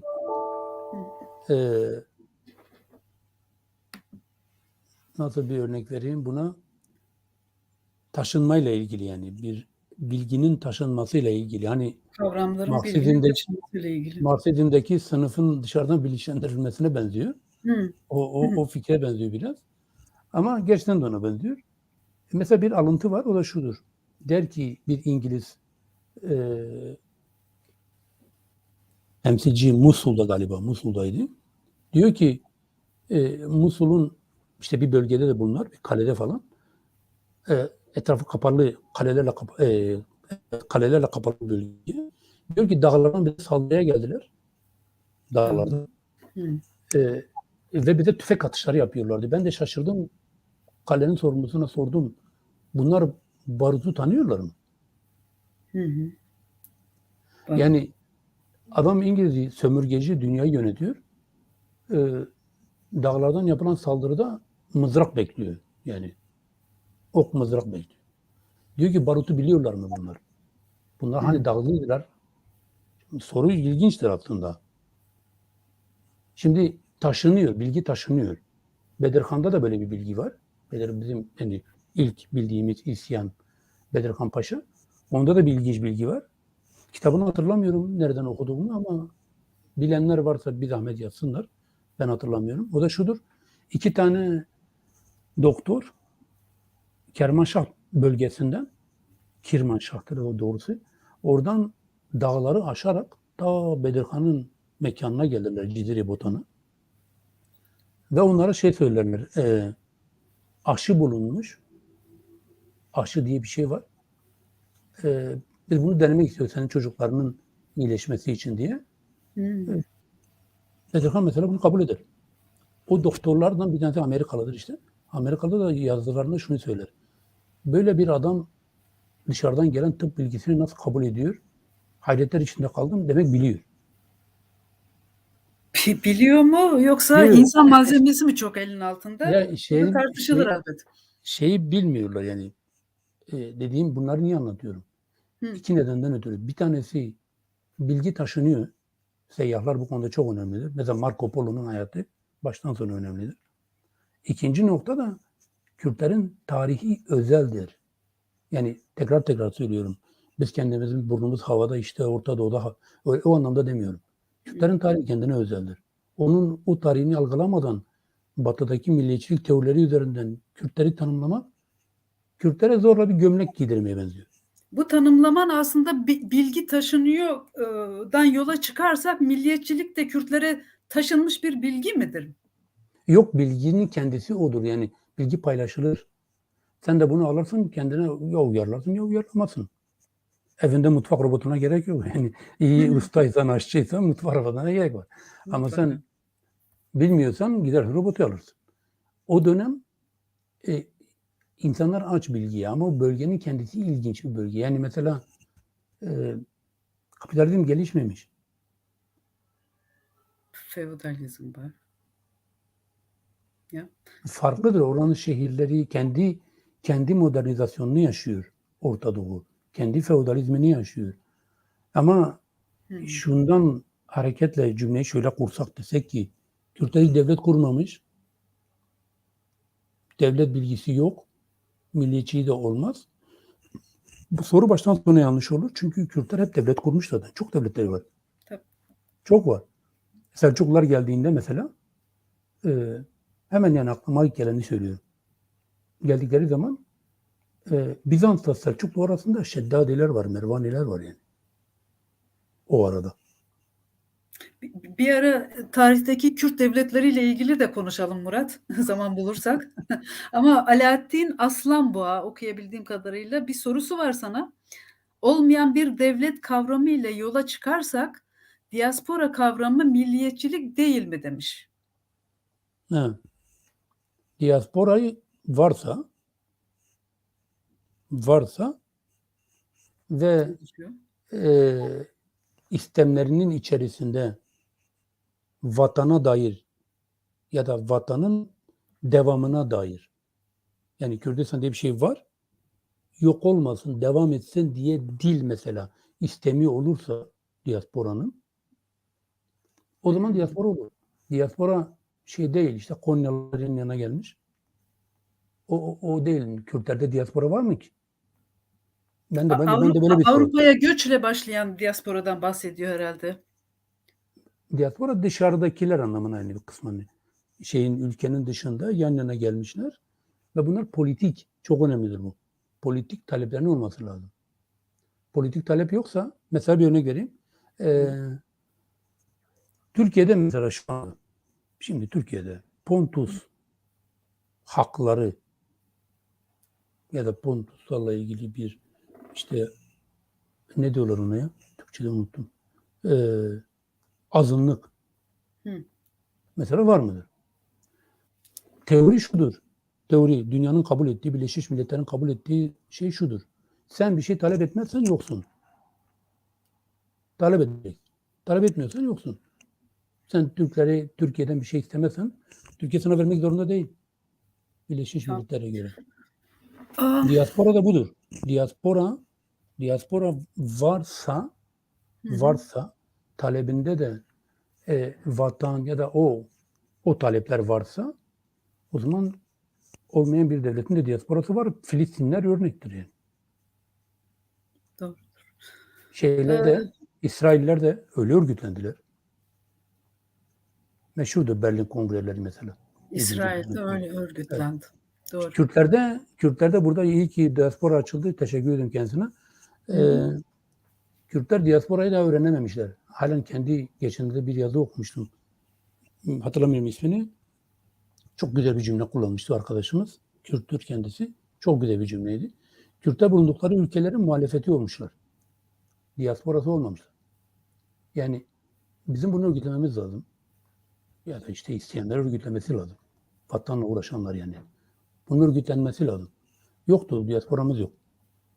Yani mesela Kürt öğrencilerine örneğin ben bunun sıkıntısını çok çektim. Ben okulu çok zor okudum. Akademisyen olana kadar çok zorlandım. Burs veren yoktur. Kurumumuz yoktur. Yoktur yani. Şimdi bütün ülkelerde milli şeylerimiz var. Mülteci çocuklarımız var. Çok var yani. Kürtlerin sayısı çok fazla biliyorsunuz. Bunların okuyabilecekleri yerler. Buyurun siz cevaplayın. O yüzden diasporamız yoktur. Olmadığı için milliyetçiliği de yoktur. Diasporamız neden olmadığını düşünüyorsun? Pek çok göçüp gelen, Kürtistan'dan göçüp gelen, Avrupa'da, Amerika'da, Avustralya'da yerleşmiş Bakın Kürtlerimiz diaspora var. olsa, diaspora mevcut yapısıyla örnekler üzerinden gidelim. Hani Kürtleri, deyin ki Kürtler yoktur. Öyle düşünün. İsraillileri düşünün. Filistinleri düşünün. Bunların, Kürtler onlardan çok çok daha ileridedir. Bilgi, birikim, kuram olarak. Çok çok ileridedir. Bizim 5 milyon aşağı yukarı yaptığımız hesaplamalara göre akademisyenlerin 5 milyona yakın üniversite mezunu Kürt var. Yani bizim nüfusumuzun neredeyse %10'undan fazladır bu. 4 parça Kürdistan'dan. Evet. Değil mi? Evet. Tamam. Evet. İşte İran'dan gelen Kürtlerin, Rojhalılar, neredeyse hepsi süper İngilizce bilirler. Güneyde inanılmaz bir şey var, okuma var. O ayrı bir hikaye. Oranın Güney Kürdistan'daki sosyoekonomik durum. Ama bizim nüfusumuzun yani %10'una yakını üniversite mezunudur. Avrupa'da şu an olup yabancı dil bilmeyen kalmış mı? Yok. Ne kadarımız Avrupa'da parlamentolarda yer alıyor? Ne kadarımız? Şimdi burada kritik bir soru. Avrupa'da yer, yani Avrupa derken diasporanın bir noktasından bahsediyorum. Bizim Kürtlerin mevcut siyasal güçlerine yön verebiliyorlar. Yani eğitim almış Kürt entelektüelleri Kürt hareketine öncülükte pek ne denir? İstekli davranmıyorlar mı? Geri planda mı kalıyorlar? 2 tane yer var. Almanya ve İsviçre var. İsveç. Oturmuş, örgütlenmiş. Yok yani gidersiniz Kürt zengini vardır. Yani ekonomik olarak durumu iyidir. Herkes de tanır onu. İşte o gelir. İşte yardım yapar. Bitti. Ama entelektüellerde sıkıntı var. O ayrı, entelektüele yol açmaları lazım. Bunu biz şimdi kendi aramızda konuştuk. Halkımız bizi dinliyor. Kürtlerin yani eğitimse, bilgiyse bizi ileriye taşıyacak olan. Ben de diyorum ki işte 20 yaşında, 18, 25 yaşında ne bileyim okumak isteyen, can atan çok insanımız var. Mesela bir örnek vereyim. Hemen çok hızlı. Hemen can alıcı bir örnek vereyim. Ben şu an Yunanistan'da yaşıyorum. Evet. Rica etsem biraz düşünür müsünüz? Yunanistan'da bir tane Kürtçe öğretme kursu yok. Diaspora varsa bugün gelsen örgütlesin. Bir tane yoktur ha. 10 binlerce Kürt vardır burada. 10 binlerce. Bir tane Kürt yok. Bu hak mı verilmiyor, talep mi yok? Yok var canım. Haklar var. Yani anayasal hak var. Örgütlenme yok. Diaspora kurumu yok. Okay. Yoktur. Bir soru daha Murat. Kürtler milliyetçi olsun mu diyor? Kürtler milliyetçi olsunlar mı? Ya ben tekrar söyleyeyim. Kürtler milliyetçi değil. Kürtler vatanlarını savunmuyorlar. Felsefik olarak söylüyorum. Üstüne basa basa söylüyorum. Yarın sabah uyandığımda yine bu cümlemi savunacağım yani. Kürtler vatanlarını savunmuyorlar. Başkalarının vatanında hak talep ediyorlar. Türkiye'nin içinde hakkımız olsun diyorlar. Ama şey değil, biz sadece kendi toprak parçamız üzerine yoğunlaşırsak onun diasporası da oluşur. Milliyetçilikken mesela Kürtlerde ırkçılık yok, çok güzel bir şey. Evet. Yok. Yani aslında olması lazım yani bugüne kadar. Yoktur ama. Yok yani bu Kürtlerin eğitim düzeyinin yüksekliğini gösteriyor gerçekten. Ya da özünü gösteriyor. Ya mesela Orta Anadolu Türkleri ne kadar çok baskıyla karşı karşıyadırlar. Evet. Düşünebiliyor musunuz yani her yerde? Hani mesela biz Örnek vereyim, ben Diyarbakır'da doğdum, büyüdüm. Ben Diyarbakır'da kolay, rahat rahat Türkçe konuşuyorum. Hı. Hadi git orada Anadolu'da konuş. Buna Evet. rağmen ırkçılık çıkmıyor. Buna rağmen ırkçı partimiz yok. İlginç. Yani sağa solu bombalayan örgütler çıkıyor. O da Kürtler bu sefer onları şey yapıyor. Eleştiriyor. Dolayısıyla Kürtlerde milliyetçilik oturtsaydı, kimlik kavramı oturmamış. Otursaydı, yani her parçada bir ırkçı parti olurdu, herkes de bağırırdı onlar, ama yok yani. Çünkü biz, tekrar söylüyorum, yarın sabah uyandığımda tekrar aynısını paylaşacağım yani. Biz başkasının toprağının içinde hak talep ediyoruz. Kendi toprağımızın üstünde oysa ki. İşte şeyleri benim kendim Murat Isı olarak milliyetçiliğini tanımlarken yaptığım tanım da budur zaten. Diyorum ki Kürt aydınları ilk bu işin teorisini yapanlar. Yani 1898'den 1918'e kadar tanımını yapanlar önce topraktan başladılar. Önce bundan başladılar. Yani şunu söylediler. Erişimi olan arkadaşlar zaten okusunlar, görürler. Zaten birçok eski gazete günümüz modern dillerinde çevriliyor, çıkıyor zaten. Hı. Herkes şunu söylüyor o zaman yazanlar. Diyor ki buralar bizim atalarımızın toprağıdır. Tamam, şimdi bu bir. MHP'nin kongrelerine gidin ya da AKP'nin şunu söylerler. Türk'ün gidecek başka yeri yok. O da burayı söylüyor. Yani farkını söylüyor. Yan yana koyun. Bizimkiler diyor ki, yani bizimkiler, Kürtler diyor ki bizim atalarımızın toprağı burasıdır. Başlarlar işte sayarlar. Ta nereden ne zamandan beridir. Kürtler önce topraktan başlıyorlar. Bizim de toprağı esas almamız lazım. Yani toprak sorununu çözmemiz lazım. Sonra tarih bilinci, dil mesela dil, hani az önce bir arkadaş sormuştu ya, teori, milliyetçilik teorisi. Dil konusu mesela Avrupa'dan, Türklerden, Araplardan, birçok milliyetçi hareketlerden farklı olarak Kürtlerde tartışılmamış. Dil konusu yok. Çünkü dil var zaten. Hani şey çok güzel anlatıyordu rahmetli Kadri hocamız Yıldırım. Medreselerde yani yıllarca, 10 yıllarca, 100 yıllarca sürekli Kürtçe vardı. Kürtçe tartışılmıyor. Tek tartışılan nokta şudur. Biz bu dili nasıl konuşacağız? Yani nasıl yazacağız, pardon. Latince mi yazalım? Arapça. Arapça harflerle mi yazalım? Tabii gelişti. Şimdi 3. alfabemiz de var. Birini bulamadık. 3.'de de çıktı. Kril. Kril. Yani Sovyet. Evet. Kürdistan Resulu'nun Kril'i. Ve sonrasında da 4.'sü de, bu da benim kendi fikrimdir. Din. Dini de araçsallaştırıyorlar bizim şeyler, Kürt aydınları. Bunu şeyde yakalayabiliyorsun. Kürtistan'ın son sayfalarında misyonerlerle ilgili yazılar var. Ermenilere dair. Orada Abdurrahman Bedirhan resmen dinin araçsallaştırılması konusu üzerine çalışıyor. O onların fikri, onların dönemidir. Dinin araçsallaştırılması derken Murat? Gerçi bu kelime biraz şey oldu da hani bir şey kolayınıza kaçacaksa, onu kullanabilecekseniz onu kullanırsınız. Araç olarak. Araçsallaştır. Mesela Osmanlı ülkesinin parçalanmasına karşı, yani sömürgeciliğe karşı kendi içinde karşı bir güç oluşturmaya çalışıyor. O da aslında sömürge yapıyor. Yani sömürgeciliğe karşı sömürgeci karşı. Hamidiye alayları mesela böyle oluşuyor. Adamlar şeyden getiriyorlar. Bunun bilmiyorum yeri olur mu ama söylemenin, Hamidiye alayların tarihiyle ilgili. Bu fikrin kendisi de İran Kazaklardan geliyor. Hem İran bölgesinin doğusundan hem de Kazaklardan.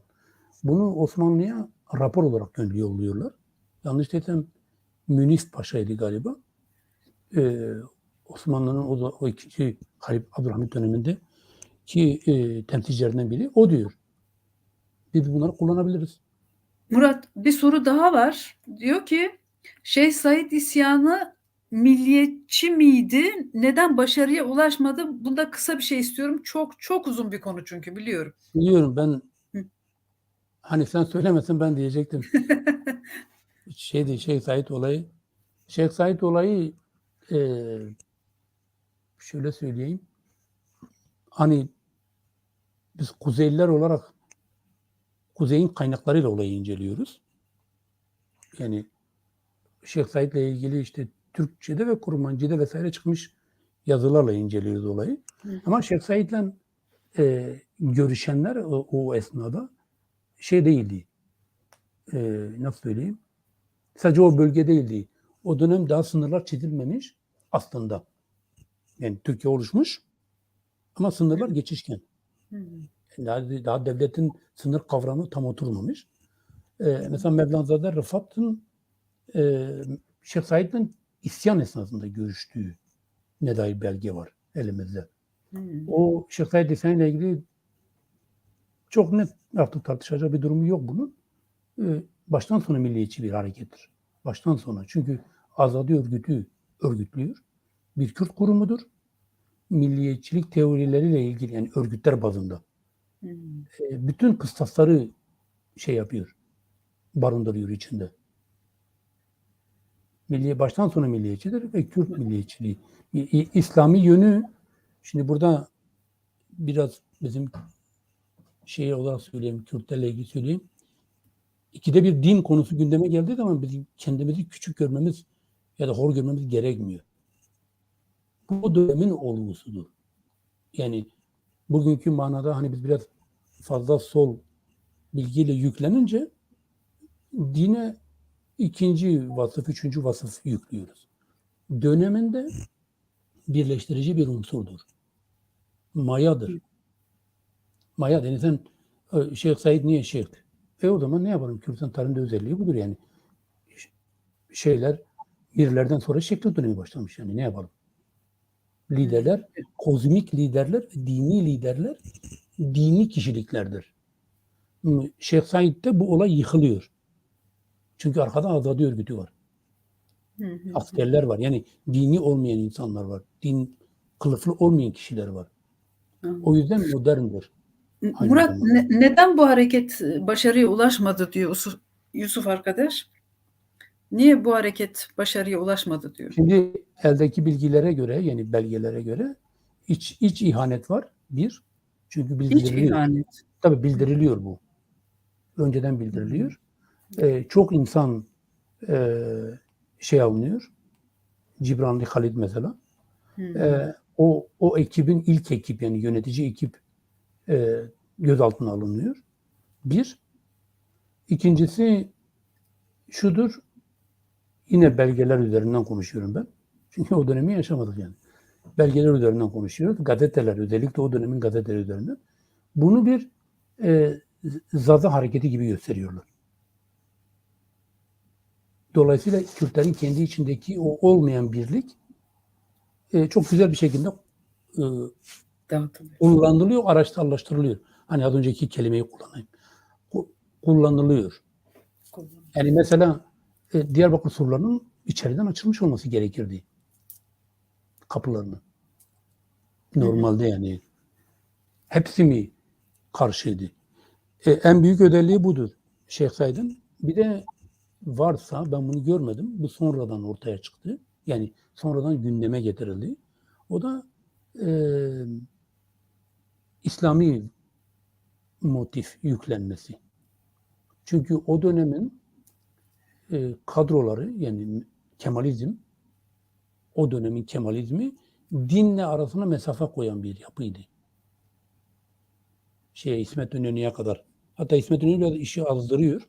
Ama o dönemin Kemalizmi dinle arasına mesafe koyuyor. Ve bunu da Sovyetlere o dönem olarak gösteriyorlar.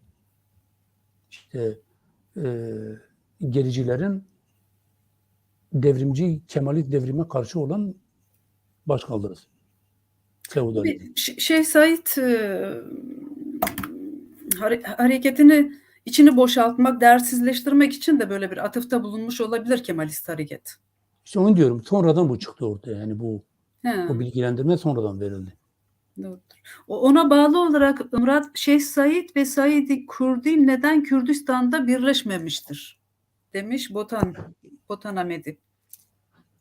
Güzel bir soru ama şimdi biz şeyden uzaklaşıyoruz. Merak ediyorlar Murat. Bir iki cümle de olsa izleyenlerimize cevap verelim. Tamam verelim sorun yok. Benim açımdan sorun yok.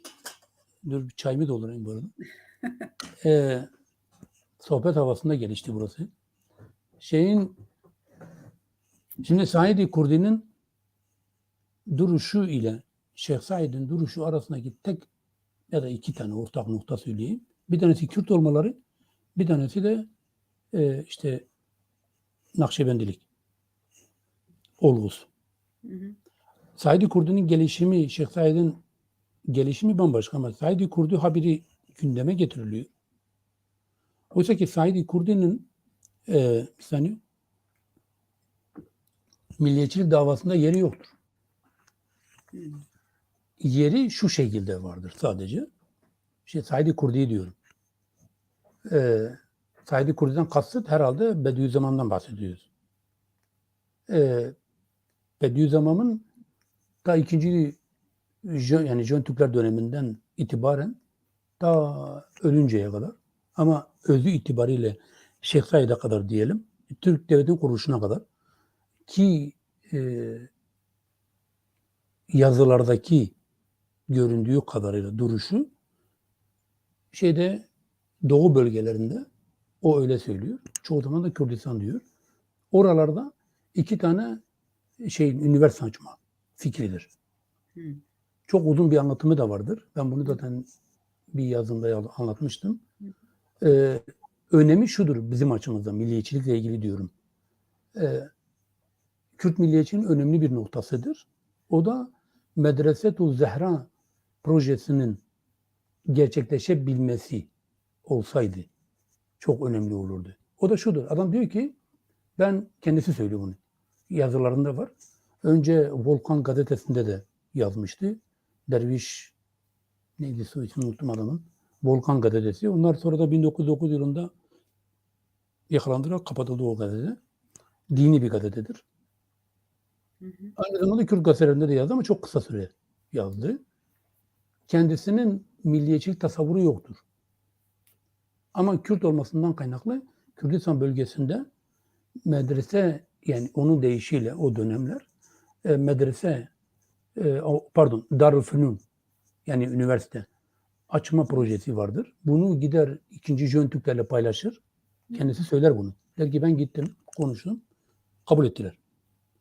İkinci Jön Türklerden önce ikinci Abdülhamid'le paylaşıyor. İkinci Abdülhamid kabul ediyor. O da kabul ediyor. Hatta diyor galiba yanlış hatırlamıyorsam para da ayarlanıyor. Ama araya savaşlar giriyor. 1897 savaşları giriyor. Sonra Balkan Harbi giriyor. Sonra Birinci Dünya Harbi giriyor. Her defasında benim projem uygulanmadı der. Onun projesi de şudur. Bitlis'te Van'da ve Bitlis'te ya da Erzurum ve Bitlis'te herhangi bir yerde, yani orada iki yerde üniversitenin açılması ve Kürtlerin cehaletten kurtulup İslam'ın ışığıyla, bu yazılır sürekli söyler bunu, İslam'ın ışığıyla aydınlatılması gerekiyor. Çünkü orası öyle kaldıkça kullanılır o insanlar. Oysa ki Muhammed evladıdırlar falan. Bir de soruya tam cevap vereyim, bir cümleyle bitireyim. O da şudur. Said-i Kurdi milliyetçilikten ve her türlü kavmiyetçilikten, o zaman öyle söylüyor bunu. Kavmiyetçilikten elini ayağını çekmiş. Şeyh Said onunla görüşmek istediği zaman. Yani ilgilenmiyor. Onu demek istiyor. Bir İslam filozofu olarak davranıyor Kürt olmaktan ziyade. Said-i Kurdi üzerine çok tartışmalar var. Burada açmayayım konuyu. Belgeler Emrah Celalsu'nun kitabı var. Şahane bir kitabı var. Bu konuyla ilgili. İlgilenenler arkadaşlar bir de oradan o çerçeveden de okusunlar. Yani sadece Said-i Kurdi ismiyle değil ama da Bediüzzaman vesaire. Yani o bölüm Emrah Celalsu'nun kitabı o iç açıcı ve şeydir. Murat, zamanımız azalıyor. Soru çok. Konu zor. Çiğdem Akbina. Kürtlerde ulusal bilinç olmadan milliyetçi olmak mümkün mü? Ulusal bilinç olmadan milliyetçi olmak mümkün mü diyor. Burada bir kafa karışıklığını Evet. kaldıralım. Ulusal kelimesiyle milliyet kelimesi Türkçe'de farklıdır. Türkçenin bir özelliğidir. Yani Türkçe ulusal, aynı Nasyonel. zamanda milliyet demek. Hı. Sonrasında yani 1940'larda, 50'lerde, 60'larda çıkan bir kelimedir bu. Özünde milliyet kelimesidir. Yani Kürtlerde milli bilinç olmadan milliyetçilik olur mu aslında? Soru budur. Dediğim gibi 60 tane proje var, teori var milliyetçiliğe dair. Bir tanesi de budur. Milliyetçi olmadan, yani vatanı savunmadan. O zaman olmaz. Nasıl olacak? Sen, konumuz gereği söyleyeyim, hani Kürtlerle konuştuğumuz için, Kürdistan coğrafyasını savunmadan ben Fransa'da sadece dil hakkını istiyorum diyebilirsiniz. O azınlık hakkıdır ama. Ya da işte yabancı olma hakkıdır. Diasporanın konusudur o. Ama Türkiye'nin içinde milli bilinç olmadan Hikmet Çetin gibi olur yani.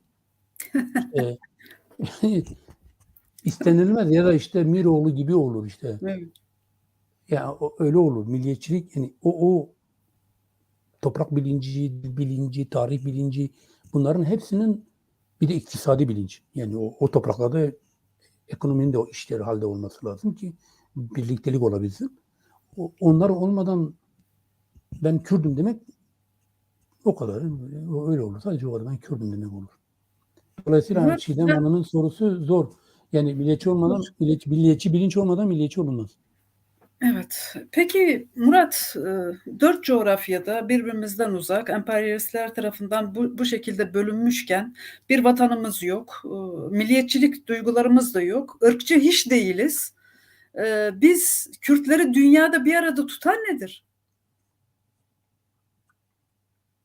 Ne güzel bir soru değil mi? Evet. Ne güzel bir soru.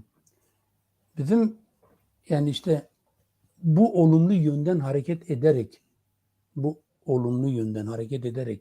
kendimizle ilgili kendimize dönüş yapmamız gerekiyor. Az önce bir ara bun kelimesinden bahsettim. Ve Kürdi bun, İran, Hint, ne diyorlar?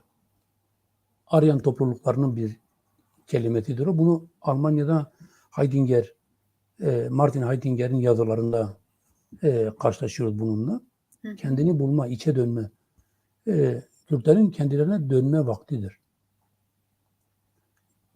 Bu olmadan olmuyor. Yani sürekli söylüyorum, tekrar söyleyeyim.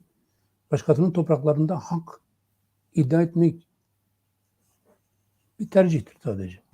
Öyle kalırsınız. Ama kendi toprağında hak iddia etmek, yani son dönemlerde bazı yazılarda görüyorum. Benim Osmanlı Kürt ve Kürt aydını, hani iki tane ayırdım ya. Osmanlı Kürt aydını, ona dönülüyor yavaş yavaş. Bizim bunlardan uzak durmamız gerekiyor. Ve istem de tekrar söyleyeyim tercihtir. Ben de olaya akademik olarak bakıyorum. Siyaseten herkes kendi siyasetini yapıyor. Ama Kürdistan'ın 4 parçasını, İç Anadolu'yu, Horasan'ı, Kazakistan'daki bile Kürtleri, 400-500 bine yakın Kürt var orada. Kürdistan'a sonra. O değil. Kazakistan'da o ayrı. Hazar'ın öbür tarafı. Kürdistan'a sor. Bütün hepsini kafada, tahayyülde bir görmeden ülke tasavvur etmek zor. Zor. Murat, zamanı doğru kullanmak için Abdullah Kaya'nın bir sorusu daha var. Toprağa dayalı ve 19. yüzyıl bağımsızlık anlayışıyla, yani milli sınırlar ve milli ekonomi anlayışıyla hak talep etmeli Kürtler diyorsunuz.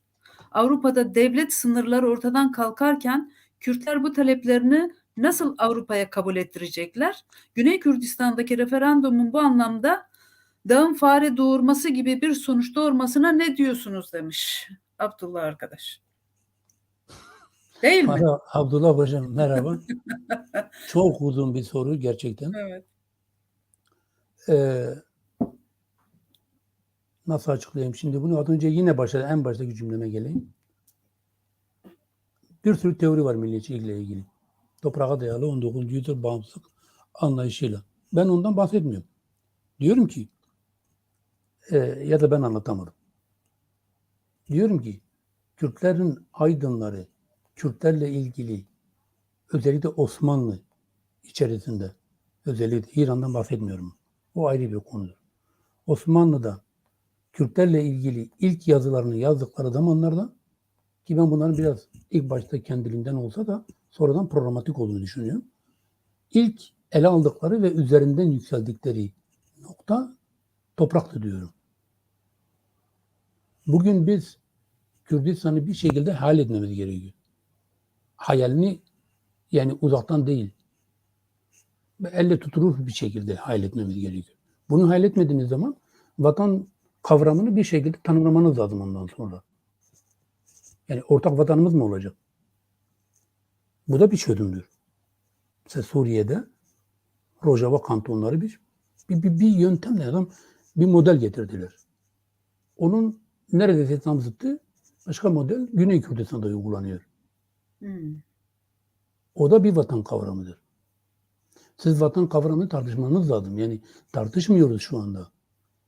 Dağ fare doğurdu mu? Ben referandum siyaset yapmıyorum ben tekrar söylüyorum ama kendi açımdan, kendi konum açısından referandumla ilgili şunu sadece söyleyebilirim. Siyaset bilimi açısından Kürtlerin, tekrar söylüyorum, Kürtlerin siyaset bilimi açısından çok önemli bir noktadır. Referandum gerçekleşiyor.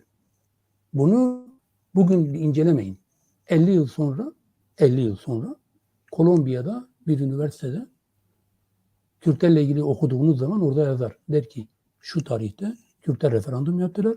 Bu onların siyasetleri arasında şu sonuçlar doğurdu. Yapmadığınızı varsayın. Olmaz. Şeyh Said isyanı olmasaydı biz bugün Şeyh Said'i konuşmazdık. Siyaset bilimi açısından ve tarihi, yani siyaset tarihi açısından Kürtlerle ilgili önemli bir olay. Hatta şey bile bakın çok tartışmalı bir konuyu söyleyeyim. Mesela Hendek Savaşları oldu ya 2015'lerde 16'larda. O bile vermiş olduğu bütün zararlarına rağmen yani coğrafya değişti, insanlar göç etti, göç ettirildi. Ne bir sürü siyaset döndü etrafında. Her açıdan diyorum, her taraf açısından. Bugün döndüğün zaman, bugün siyaset bilimi açısından döndüğünüzde, yazdığınızda Kuzey Kürdistan'ın tarihini lütfen altını çizerek söylüyorum. Kuzey Kürdistan'ın tarihini yazacağımız zaman bizim şöyle bir şey yazacağız. Öz yönetim istemleri oldu şu tarihte. Biçimleri şu oldu, başarısız oldu. Bu yazılacak ama. Referandum oldu Güney Kürdistan'da, Güney Kürdistan tarihi açısından. Güney Kürdistan'da referandum oldu, başarısız oldu. Ya da başarılı oldu. Rojava'da şu oldu, bu oldu. Roşalat'ta şu oldu, şu oldu. Biz mesela şu an Batı üniversitelerinde, Avrupa'da Kürdistan'a sor var dediğimiz zaman örnek olarak söylüyorum bunu. 1923-29 yılları arasında bir devlet kuruldu. 6 yıl sürdü. Sonra işte Sovyetler bir şekilde bunu kaldırdı. Dediğimiz zaman bize tuhaf da bakıyorlar. Ama bu Kürdistan'a soruda yaşayan Kürtler açısından geri dönülmez bir tarih bilinci yaratıyor. Bir, çünkü 92 yılında tekrar kuruldu. 92'de kurduğunuz zaman devleti kurulduğu çok kısa bir sürede, hatta Abdullah Çatlı'nın bir sürü macerası olmuştu orada. 92'de kuranlar 23'ü esas aldılar. Bugün yani bundan 5 yıl sonra Güney Kürdistan'da bir referandum daha olduğu zaman ya da Horasan'da atıyorum kafadan şimdi. Referandum, Kürtlerin referandum tarihi diye bir tarih yazılacak. Ben siyaset bilimi açısından değerlendiriyorum. Aslında bunlar Kürt tarihinin bölümleri, Kürt tarihini içerisinde yer alacak olaylar ve Kürt tarihini şekillendiren, Kürt tarihinin varlığını Kürtlere anlatan durumlar. Ama bu Kürt tarihi kolektif olarak tüm Kürtler tarafından kabul edilebilecek mi mesela?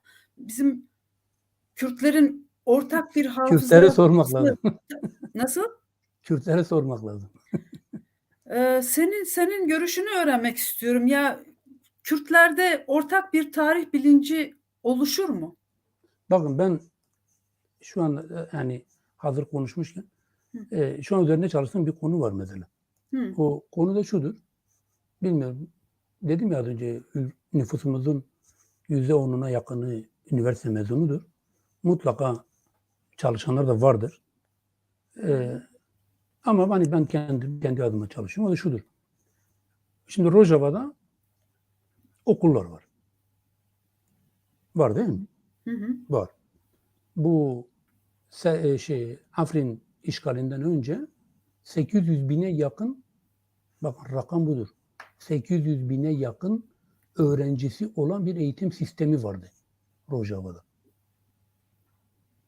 Sen rakamı tahayyül edebiliyor musunuz ben ne diyorum? 800 bine yakını Rojava'da. Bunlara bir eğitim sistemi uygulandı. Bunun bu bir nokta böyle. Tutun onu orada. Bir de bir Güney Kürdistan'da uygulanan bir yöntem var. Yani bir eğitim sistemi var. Bu ikisini yan yana getiren, mesela ben yapıyorum. Ben 2 dilde okuyorum. Yani hem Arap alfabesiyle hem Latin. Yan yana getiriyorum.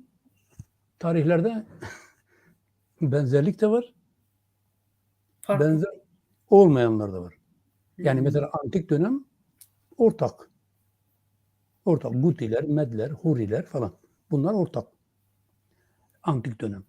Çağdaş dönemlere yaklaştığımız zaman işin içerisine şey giriyor. Siyaset giriyor. Yani bir taraf Anfal katliamını yazarken Anfal'a örnek veriyorum 20 sayfayı yer ayırıyor. Orta bir kitabı ya da lise 1 tarih kitabı. İşte Rojava'da bu farklı şekilde anlatılıyor.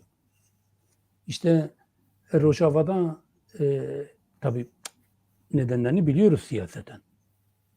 Siyaseten ayrı bir konu. Ben mevcut durumu anlatıyorum. Orada yetişen bir Kürtle, orada yetişen bir Kürt çocuğu şu anda 2022'ye giriyoruz.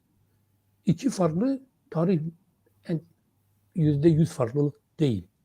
Ama neredeyse yani yarısından fazlası farklı bir tarih bilinciyle şekilleniyor.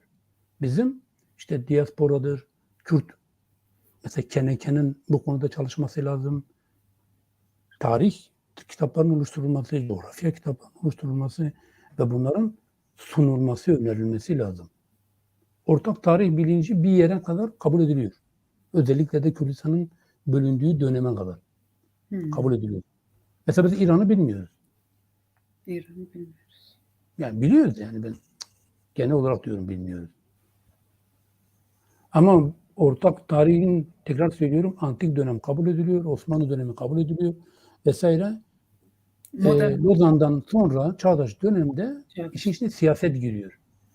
O şekilde duruyor Kürt tarihini. Tabii çünkü mesela jeneoloji dersi var Rojava'da. Yani dünya tarihinde yok. Adamlar orada lise 1, lise 2, lise 3'te jeneoloji veriyorlar. Bu tutarsa, kalırsa, kalabilirse şeyler oradan yetişen lise 1'de yani 2015-16 yılında başlıyor bu eğitim. Yıl 2022. Dokunulmamış bölgelerden bir tanesi Kamışlo bölgesi.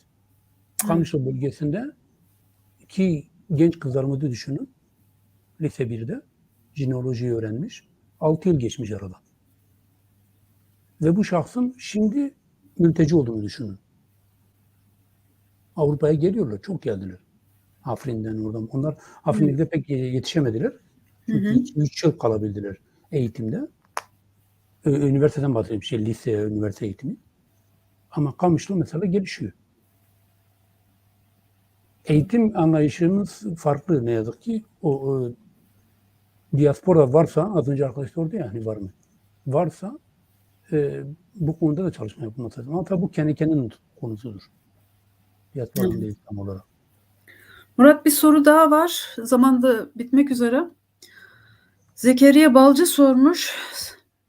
Sayın Murat İsi'ye.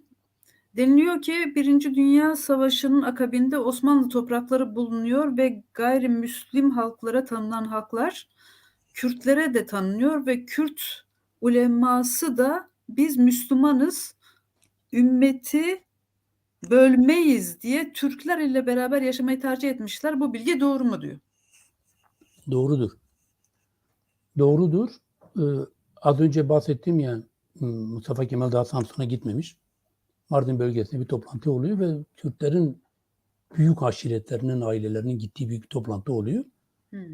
Oradan bildiğimiz bilgi, ben o bilgiyi, raporun hepsini şeye verdim. Kitabımda anlatıyorum onu. O raporun hepsini. Kürtlerin 3 parçaya bölünmesinde bir tanesi de budur. Ümmet taraftarlarıdırlar. İşte şey de öyledir. Saidi Kurdi ve Nakşibendilerin bir bölümü. Sonradan işte Nurcu oluyorlar falan.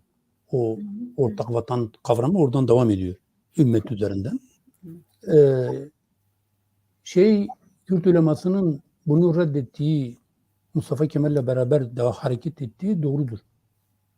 Doğrudur çünkü Şerif Paşa ile mesela Bagos Nubar Paşa ortak metne imza atıyorlar. Yani neredeyse sınırlarını çizecekler Ermenistan, Kürdistan diye.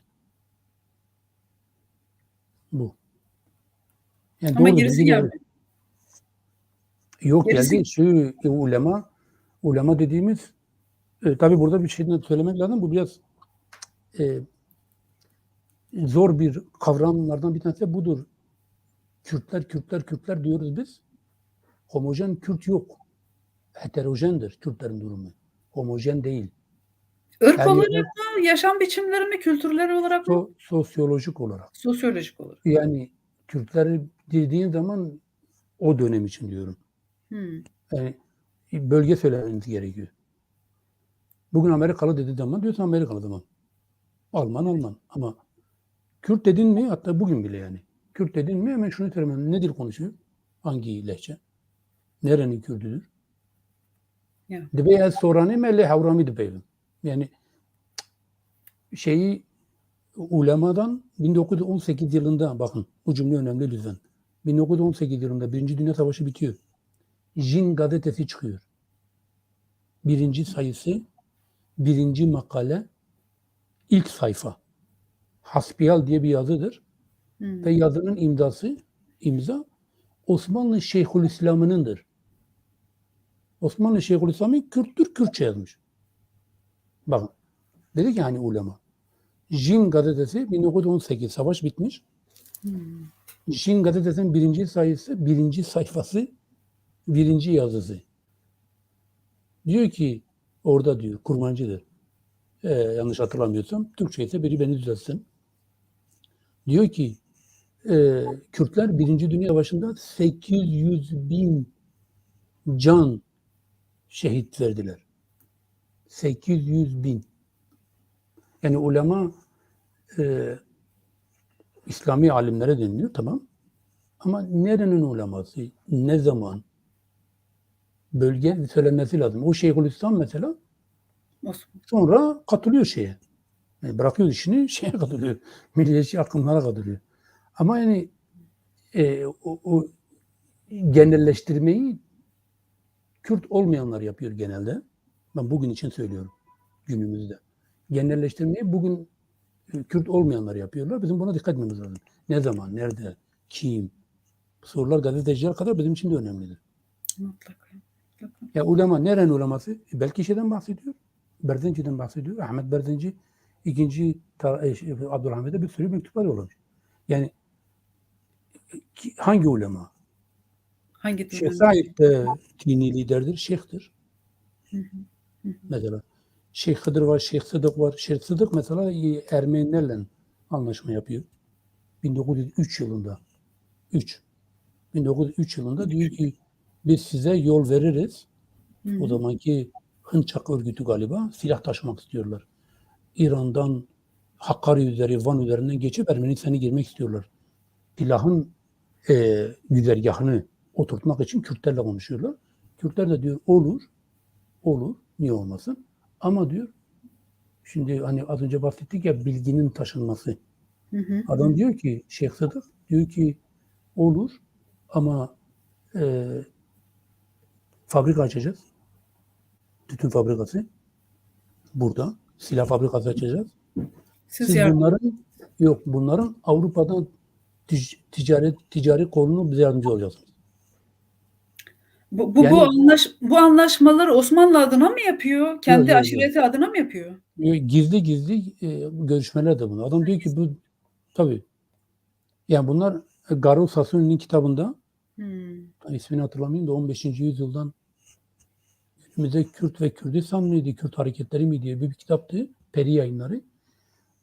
Orada mesela Garo Sassooni bütün konuşmayı yazıyor, bu görüşmenin hepsini veriyor. Çünkü kendisi de o örgütün merkez komite üyesi. Murat, vaktimiz çok az kaldı. Hıdır Yıldırım Rojname'nin ilk cildi ne zaman çıktı diyor. Hangi Rojname'den bahsediyorsunuz? Kürdistan dergisi mi? Bir tane Rojname 1992'de çıktı. O ayrı. Herhalde ondan bahsetmiyor. İlk Kürdistan dergisinden bahsediyor zannediyorum. İlk Kürdistan gazetesi. Gazetesi. Dergi de 19'da çıktı. 1919'da galiba. Gazete 22 Nisan miladi takvimini söylüyor. 22 Nisan 1898 Kahire'de. Murat, sen Yunanistan'da yaşıyorsun. Bu Kürt milliyetçilik akımlarının hiç veya bunların önde gelenleri hiç Yunanlarla görüşmüşler mi? Onlarda da milliyetçilik akımları var mesela. Ya istişarede bulunmuşlar mı, işbirliği yapmışlar mı, görüşmüşler mi tarihte?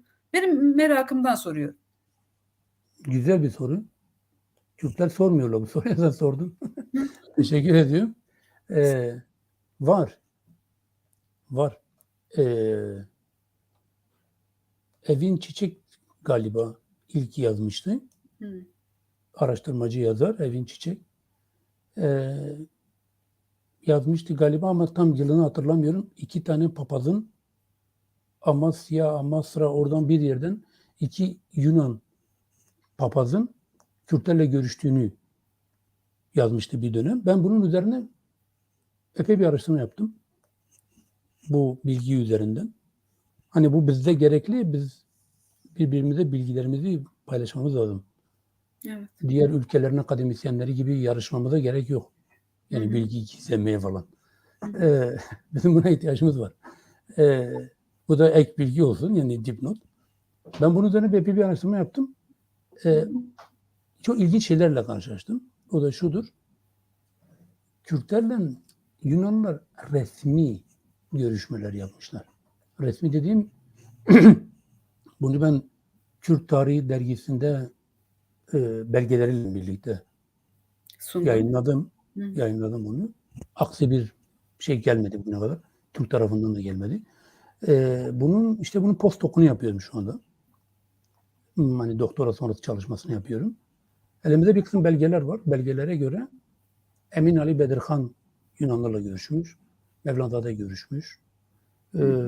Yamulki Mustafa Paşa'nın görüşmeleri var. Bunun küçük bir hikayesi var. İsterseniz zamanı fazla almayayım ama bilmiyorum anlatabilir miyim? Bir cümleyle, çünkü zamanımız bitmek üzere Murat. Yok, bir cümle olmaz. O zaman bunu bir başka zamana bırakalım o zaman. Sadece görüşmeler olmuş ama sadece 2 tane papazla değil sanırım. Yok. Tam tersine ortak ordu kurma aşamasına gelmişler. Bu da biraz gıpta olarak kalsın insanlardan. Yani zamanımız olsaydı anlatabilirdik. Neredeyse Kürt-Yunan ordusu oluşacak. Bunun bir epey belgesi var. Ben şu an bunun üzerinde uğraşıyorum. Yani bir sonraki çalışmam bu olacak. Öyle diyeyim. Çok ilginç. Ama var yani 1920'lerde 21'lerde Yunan ordusunun Kürtler üzerine yaptığı araştırmalar var. Uzun raporlar var. Kürtler nedir? Biraz gecikmişler tanımada. Evet. Hani İskender tanımış, onlar biraz gecikmiş ama var. Yani ilişki var. Kopuyor. Bu görüşmeleri sürdüren kişinin adı ne demiştin Murat? Mevlana'da Rıfat. Mevlana'da Rıfat. Sonra oluşuyor. Yamulki Paşazade Mustafa. Güney Kürdistan'da sonra da Eğitim Bakanı oldu. Mahmut Berzenci'nin hükümetinde. Yamulki Paşa aynı zamanda Mustafa Kemal Atatürk'ü idam kararı veren kişidir. Örfi mahkemede. O zamanlar Osmanlı yargıcıdır yani bu kişi. Bu Kürt ordusunun sonradan oluşacak olan Kürt ordusunun 1921'de generalidir. Diye Anladım. Mardin ilini alıyorlar mesela. Hı hı. O esnada işte Mustafa Kemal diğer Kürtlerle, kuzeydeki Kürtlerle anlaşmaya oturuyor. Hani ben dedim ya bunun konuşmak lazım bunu. Evet. Ya bambaşka bir konu, bambaşka bir Bambaşka yaklaşım. evet. Buna da bir zaman ayırmak lazım Murat. Son bir soru, artık kapatalım programı. Seni de yorduk, izleyicilerimiz de yoruldu. Yok, Mehmet çayımı Aksoy, içiyorum. Çayımı içiyorum, sohbet ediyorum. sohbet yapıyoruz zaten Murat. Evet. İnsanlarımız bilgilensin, bilmediklerini öğrensin diye. Mehmet Aksoy demiş ki Şeyh Said isyanı TC'nin yarattığı bir provokasyon değil mi? Öyle inanıyor. Yok. Soru şudur. Provokasyondur Evet. ama provokasyondur. Yani yukarıdan aşağıya doğru bütün liderler gözaltına alınıyor. Sonra onu yakalamaya gidiyorlar. Onu bilerek yapıyorlar. Provoke ediyorlar. O anlamda provokasyondur. Yani Şeyh Said bir milliyetçi girişim değil mi? Kürt milliyetçi girişimi değil mi yani? tekrar siz de yanlış anladınız. Yok. Onu demiyorum. Şimdi hesap şu. Hesap baharda isyanı yapılmaz. Bu isyan dediğimiz yani bu hareket şeyden başlamış. Dikkat ederseniz Şubat ayına denk geliyor. Yani hiç nerede görülmüş Kürtler o kış ortasında o dağlarda bir yere saldırmış biri. Bu günümüzde bile yani her şey baharda yapılıyor. O adamlar Azadi örgütü hazırlık yapıyor baharda yapmak için. Bunu Tahir Seven çok uzun araştırmış. Onun kitaplarının okunması lazım. Çok güzel, çok ayrıntılı anlatıyor kendisi. Kendisi kutlayayım bu arada. O TC'nin yapmış olduğu provokasyonun manası o değil. O anlamda provokasyondur. Kışa denk getirtiyor ki arada ilişkiler de oluşmuyor. Kimse kimseyle bağlantıya geçemiyor. Kış dönemine denk getiriyor. Çünkü bölge dağlık bölgeler. Bu anlamda. Yoksa milliyetçidir Azadi örgütünün kendisi. Tekrar söyleyeyim Tahir Seven'in kitaplarında Azadi ile ilgili ayrıntılı bilgiler var. Yani örgütü incelediğinizde diyorsunuz ki bu yani bildiğin milliyetçi bir örgüt yani. Hayır, arkadaşın sorduğu sanırım yani Şeyh Said isyanı milliyetçi değil de Kemalist Türkiye'nin bir provokasyonu mu diye soruyor. Ben öyle algıladım yani soruyu. Şimdi eğer oysa bu senin algıladığınsa soru yanlış. Yani Kürt cephesinden yanlış. Evet. Ama bir devlet mantığı içerisinde doğrudur. Devletler bunu yaparlar. Provokatif örgütler de kurarlar, isyanlar da yaparlar. O ayrı bir şey o. Ama Türk tarih yazımının içinde bile bu yok.